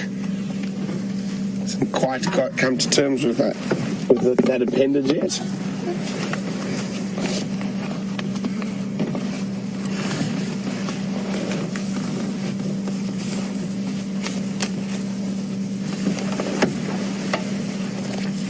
There's some young bulls on the peripheries.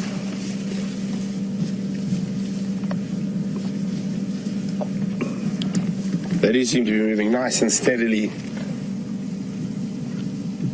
towards the water. Might take them a while to get there, though.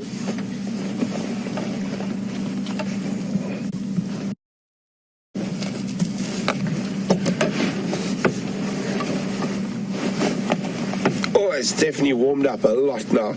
Layers are coming off.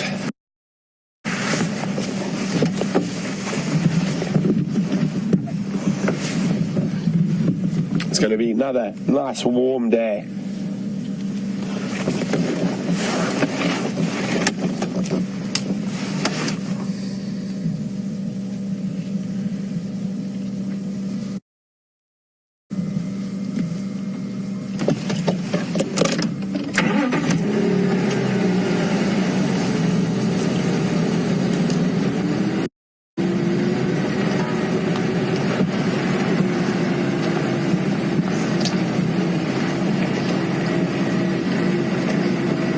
They're moving very slowly while they're feeding.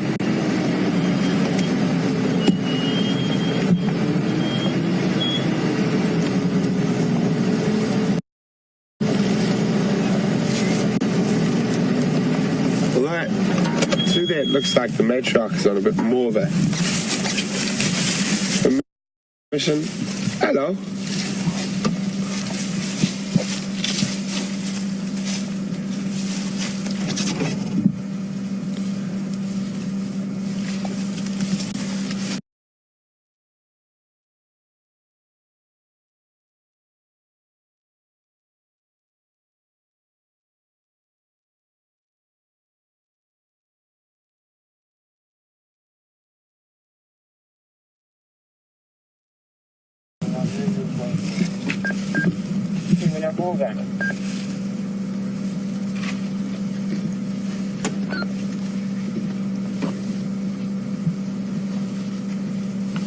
Trying to figure out if he's just playing, getting down on his knees for fun, or if there might be a hole there that he's...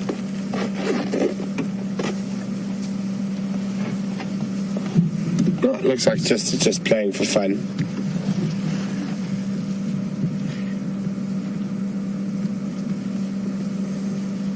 It's amazing watching those ears flap. And there can be 8 liters of blood in their ears, and that's one of the elephant's cooling systems, their air conditioning system. I don't know, just very interested in something down there.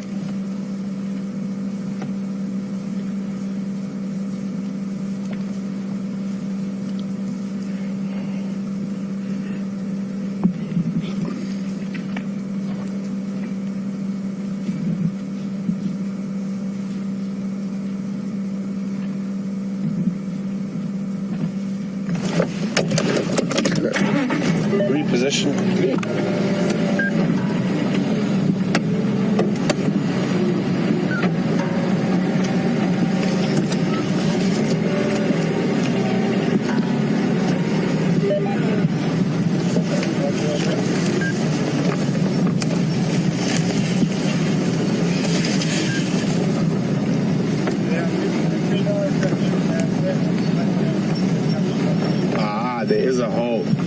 bit of clay. I think that's what they were after there.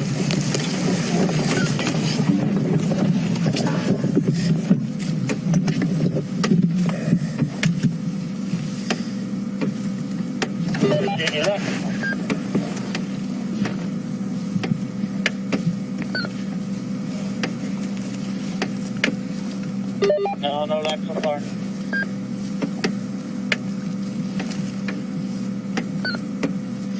So they're not moving particularly quickly towards the water. I'll be back in that area in 5 minutes, and I'll go to the last location. James, so there's vehicle activity. I mean, there's trucks going in every little 2 tracks to the west of Bull Road. Oh, more elephants behind us. I can hear them breaking down trees.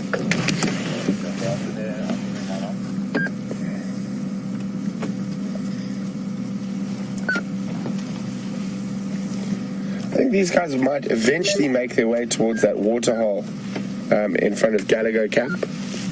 So if anyone has just tuned in or is new to Safari Live, we've had a great morning so far. James has been with Mvula. We've been doing quite a bit of tracking, and now we're sitting with a wonderful herd of elephants.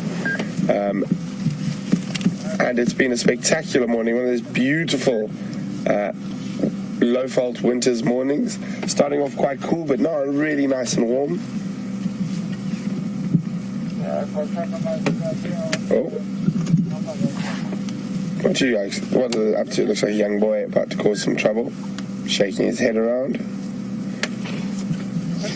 So, also, we are live, so you are watching these elephants out in the African bush live. Seeing them at the exact same time as that we are, and we are interactive, so you can send us questions, and you can do that by using the email address questions@wildearth.tv, or you can just use the hashtag SafariLive if you're on Twitter.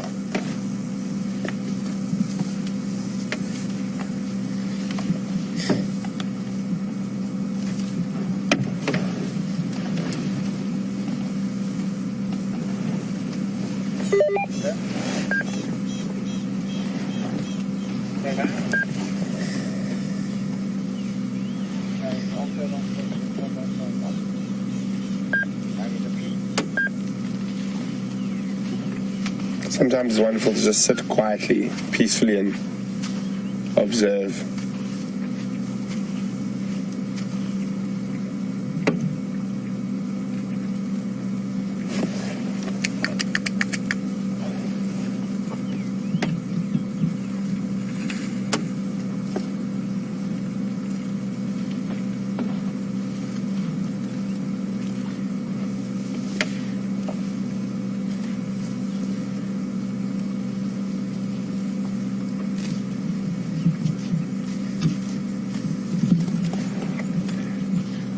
Cleaning the dust off the grass before they feed on it.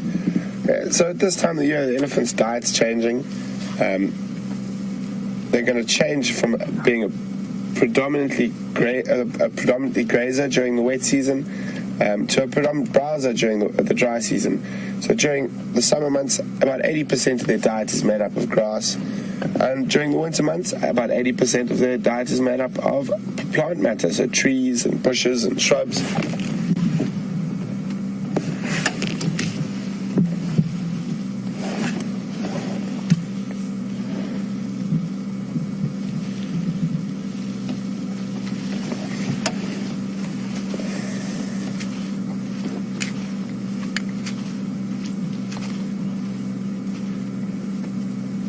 I was hoping these elephants would sort of charge off down towards the water, but they don't look like they're that much in a hurry to get to drink.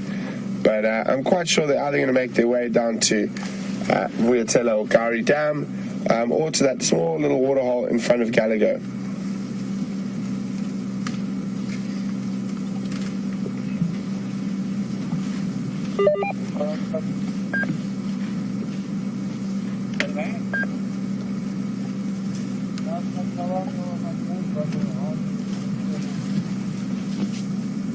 So just to remind everyone again, you can send us questions while we're out here. You can do that by using the hashtag SafariLIVE on Twitter, or you can use email address questions@wildearth.tv. Oh, sneaky elephant coming up behind us. It looks like a young bull.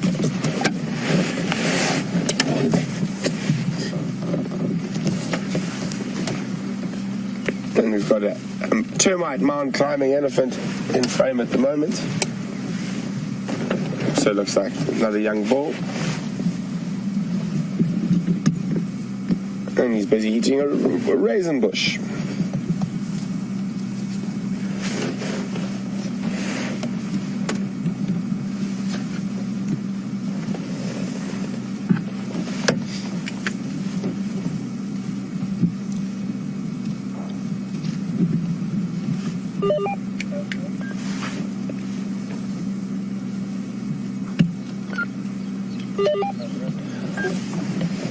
Hi, Carol. Welcome on the Sunrise Safari. Carol would like to know, how many stomachs does an elephant have? Carol, an elephant only has one stomach. It is not a ruminant, so they only have one stomach, and a stomach that doesn't actually work that well. They leave a lot of undigested nutrients in their dung.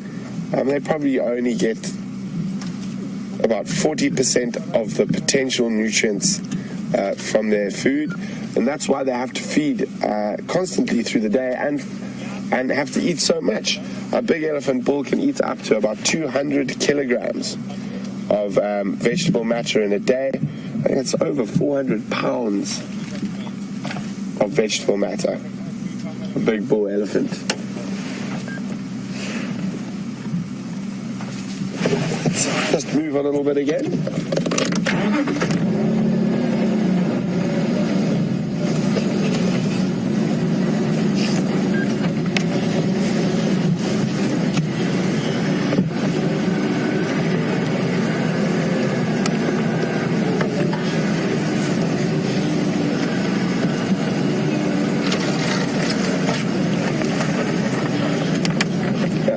Ourselves below this Eddie ball on top of the termite mound.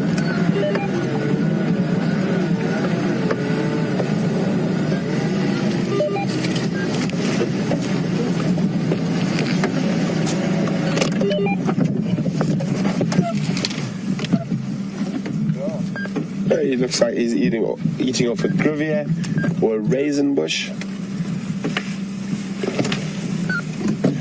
The seeds of that bush, or the fruits of that bush, are edible to humans and highly sought after by birds and baboons and monkeys.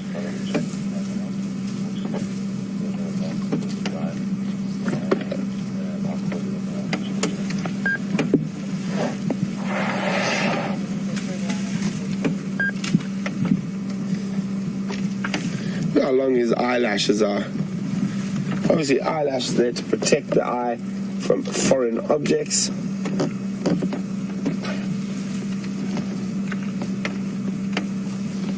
Really making short work of that poor little raisin bush.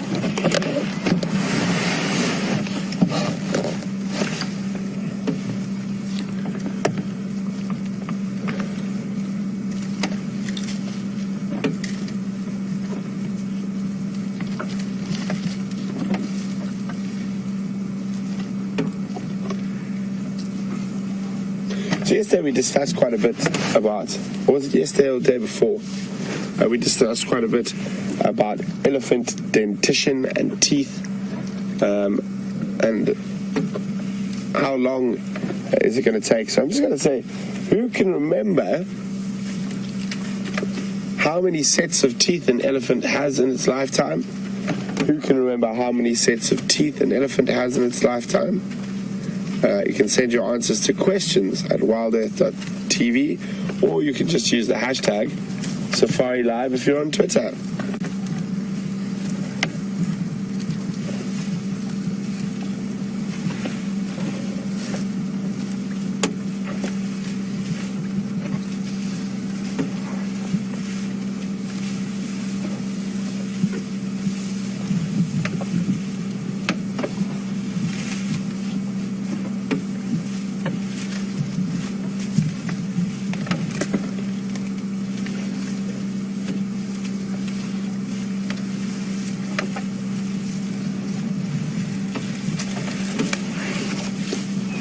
So we now are literally sitting amongst the elephants. We've got this young bull, in front of us the young cow we're just looking at, and then behind us the rest of the herd.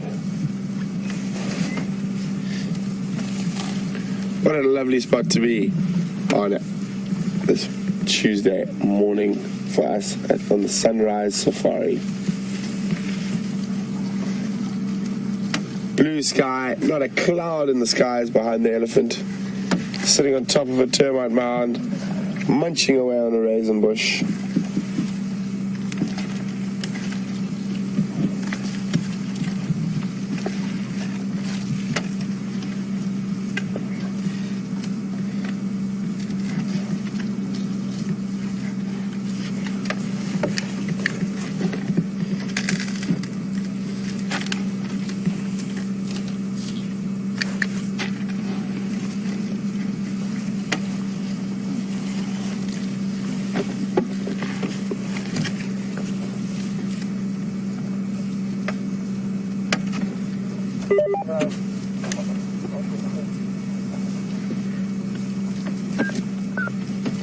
Chris Rogue, Chris Peelan, and Anna Marie, that's correct.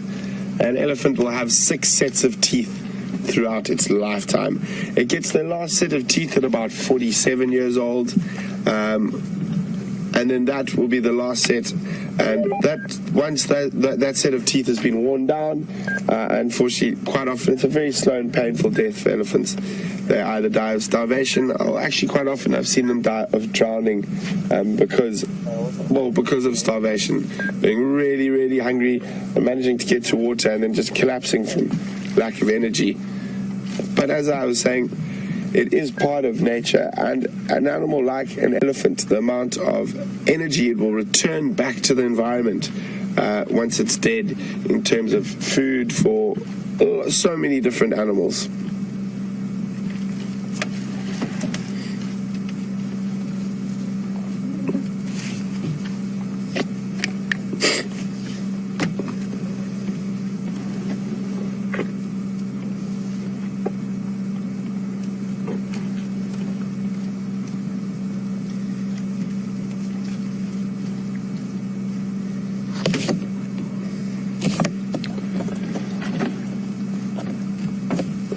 Hi, Brenda from Pennsylvania. Welcome to the Sunrise Safari. Brenda said she was at her zoo today and there was a presentation on elephants, and the presenter said that elephants could sense water, and if you're ever lost in the bush, you should follow an elephant path. It will always lead you to water. That is true, Brenda, but I'd say they can smell the water rather than sense it. They have an incredible sense of smell, and if you are ever lost and stranded in the bush, one of the best ways to find water to drink in the more arid parts of Africa is to follow elephant tracks. Oh, we've got some more elephants coming in from behind us in the distance. Still quite a long way away though.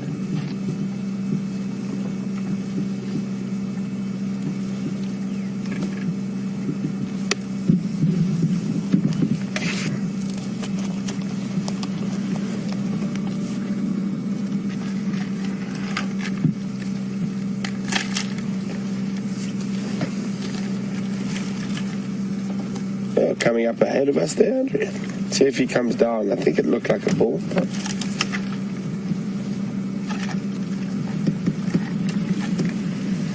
There we go. Or maybe not. I can't really see yet. Wait, come around the corner.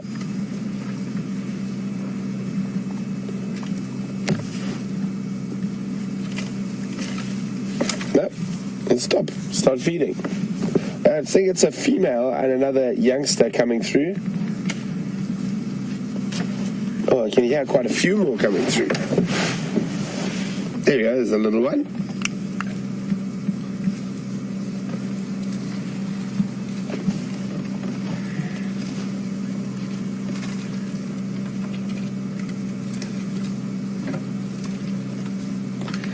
Hi, Harlequin Dreams. Welcome on the Sunrise Safari. Harlequin would like to know how many languages I can speak. Well, fluently, not as many as I'd like. I've lost a few of them as I've got older, but I can get by with very bad Zulu. And I think probably out of all the African languages, my most fluent at the moment is Kiswahili from Kenya and Tanzania and Uganda. It was the last language I learned, so it's probably the freshest. And then obviously English, Afrikaans. I know a little bit of a few languages from Zambia, some Bemba and some Nyanja, and a little bit of Miene, but more sort of very loose understanding rather than completely fluent, like James and his Shangaan.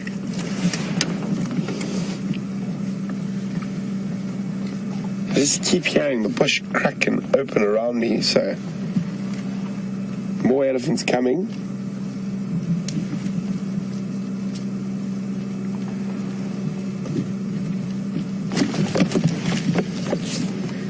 So I said these herds can be very spread out while they're feeding.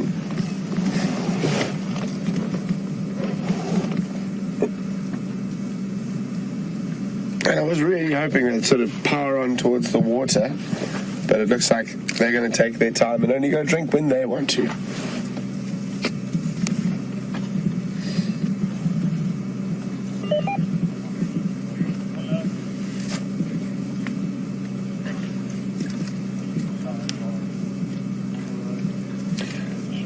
Morning, Sinead. Sinead would like to know about if I know anything about a certain moss that only occurs where elephants do. Sinead, I have never heard of that before, so I'm not 100% sure. I'm not saying there isn't, but I definitely haven't heard of anything like that before.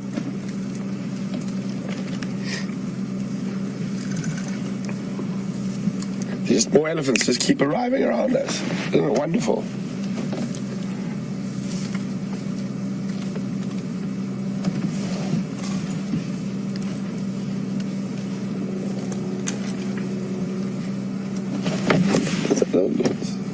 There's that little terrorist on there.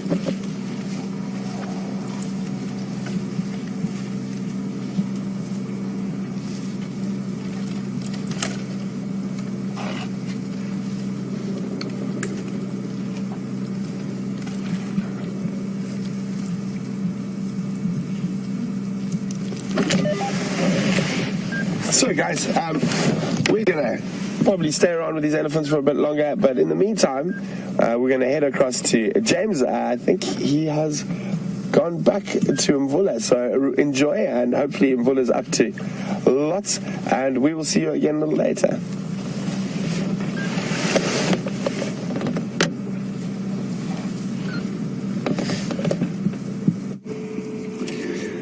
Welcome back, everyone. We've come back to Mvula, and excuse me, he's moved precisely 15 meters from where he was before, so he's not doing much today. It's very hot now, and he'll just lurk there quietly in the shade.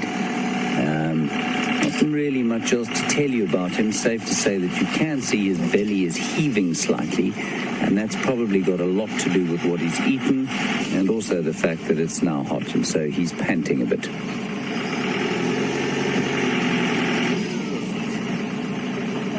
I must just thank you all for your help with the information we got today about Mvula and his offspring and his sort of conjugal meetings with Karula and various others. It's been really fascinating to learn from you, and I hope you've enjoyed having a look at this magnificent cat, my first one at Djuma.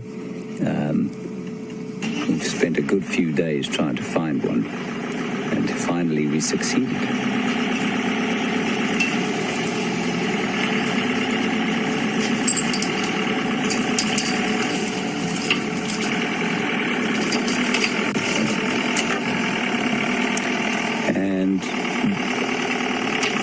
Before we leave you, I'll just tell you about the tree that competition we had, or quiz. I think it was George.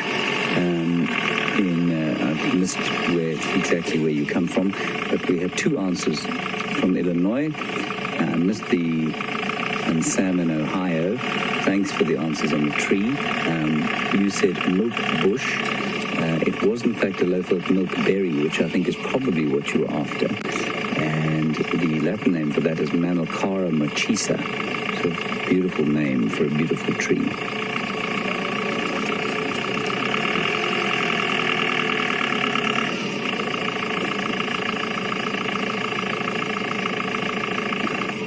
I'm afraid I've tossed the leaves away, so I can't show you what they look like again, but I will find some more at some stage and we can just reconfirm. It's a very obvious tree with its prominent midrib.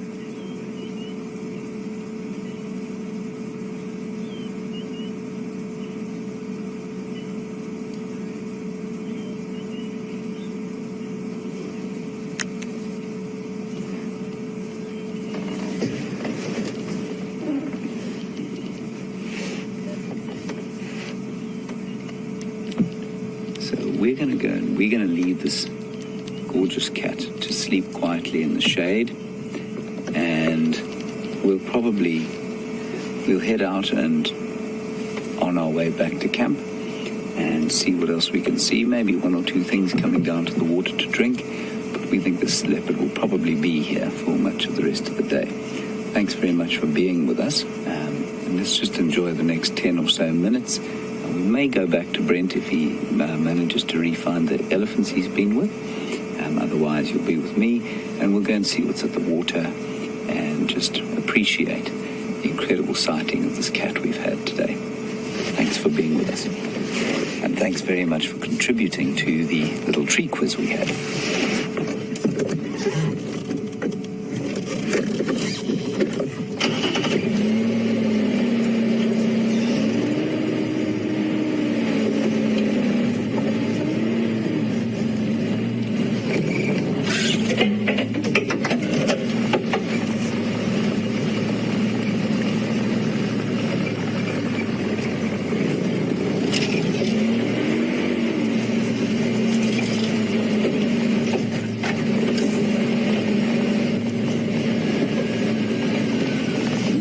Michigan has just said that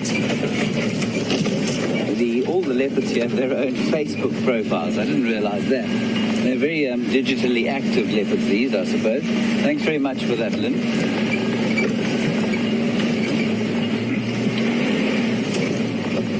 Even the leopards have to move with the times, I suppose.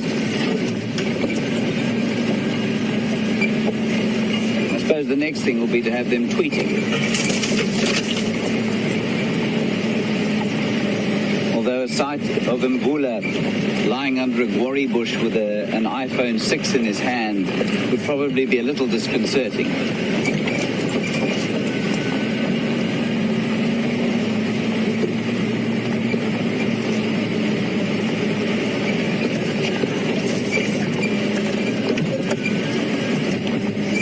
Right, Brent seems to be back online. Satellite is speaking to him again. He's with the elephants, and you're going to close out our game drive with him. Thanks very much for being with me. I've had a great time, and I hope you have too. And have a good rest of the day or night, depending on where you are. See ya.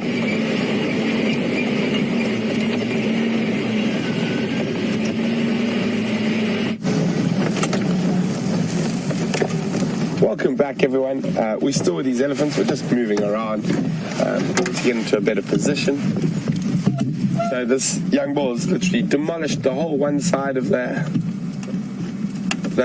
bush, and was feeding off a grivia, raisin bush earlier. He's now feeding on a spike thorn.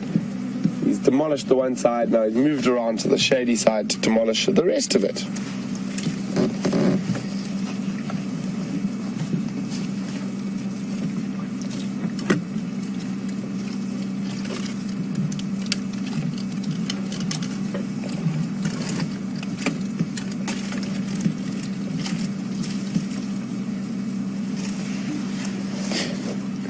It's going to be quite difficult to follow these elephants any further once this guy disappears. So move into these guarri thickets in front of us.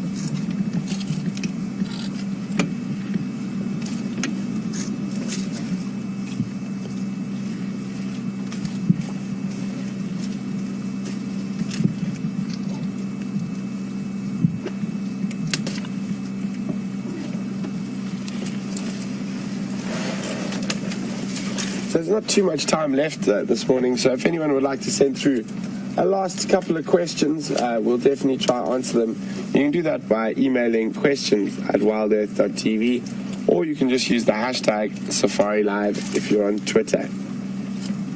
But we're definitely not going to disappear. Really nice spending time with a herd of ellies like this. How dexterous his trunk is.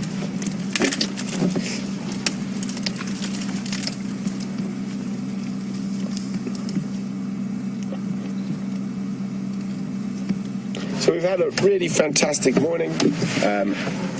Andrew and I, we had to cover a bit of ground before we found some animals, but fortunately we're here with the ellies at the moment. And I know you guys had a really nice sighting with James of Mvula. He is an impressive leopard. And nice for James to get the leopard monkey off his back and see his first leopard live while joining us. So all in all, I think a really successful morning. I'm just really interested in what's happening with all these leopard tracks everywhere. So now I've just heard on the radio that Kruger's been found, but to the north of us. So then the females tracks we've been found here, who is that? And then there's another female's tracks down there.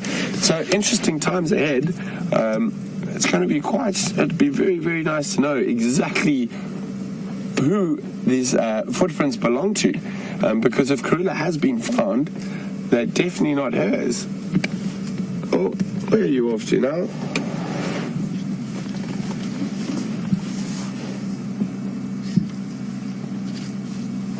I think I'm just going to try sneak to see that little baby Ellie one last time before we disappear. They are so cute.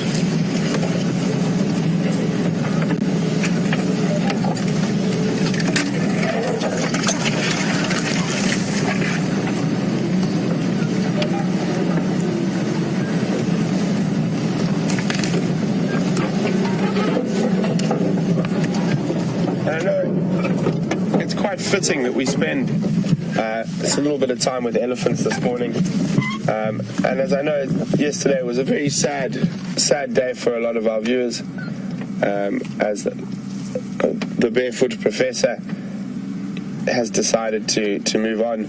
So quite fitting we spend the last few moments of this drive with some ellies. And from us here, we obviously wish Mark the best in his future endeavours, and we'll look forward to having him as a guest presenter from time to time. But it is a sad day to see a man like that depart. But now it's time for a new era. And I noticed someone on Twitter yesterday said it's time for the young Turks to take over, and we will do our best to try fill a very big set of shoes that was left by Mark, or lack of shoes that were left by Mark.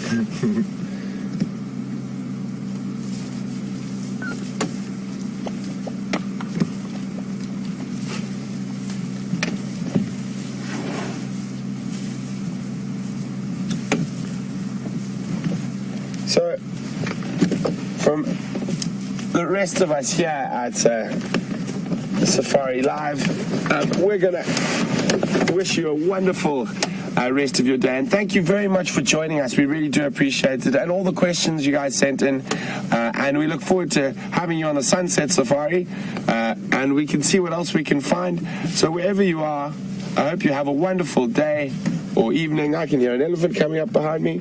I just hear this doof, doof, doof. A wonderful day or evening, wherever you are in the world, and we look forward to just joining us on the Sunset Safari. And so for the last few minutes, we're just going to have last few seconds, we're just going to have a look at these ellies.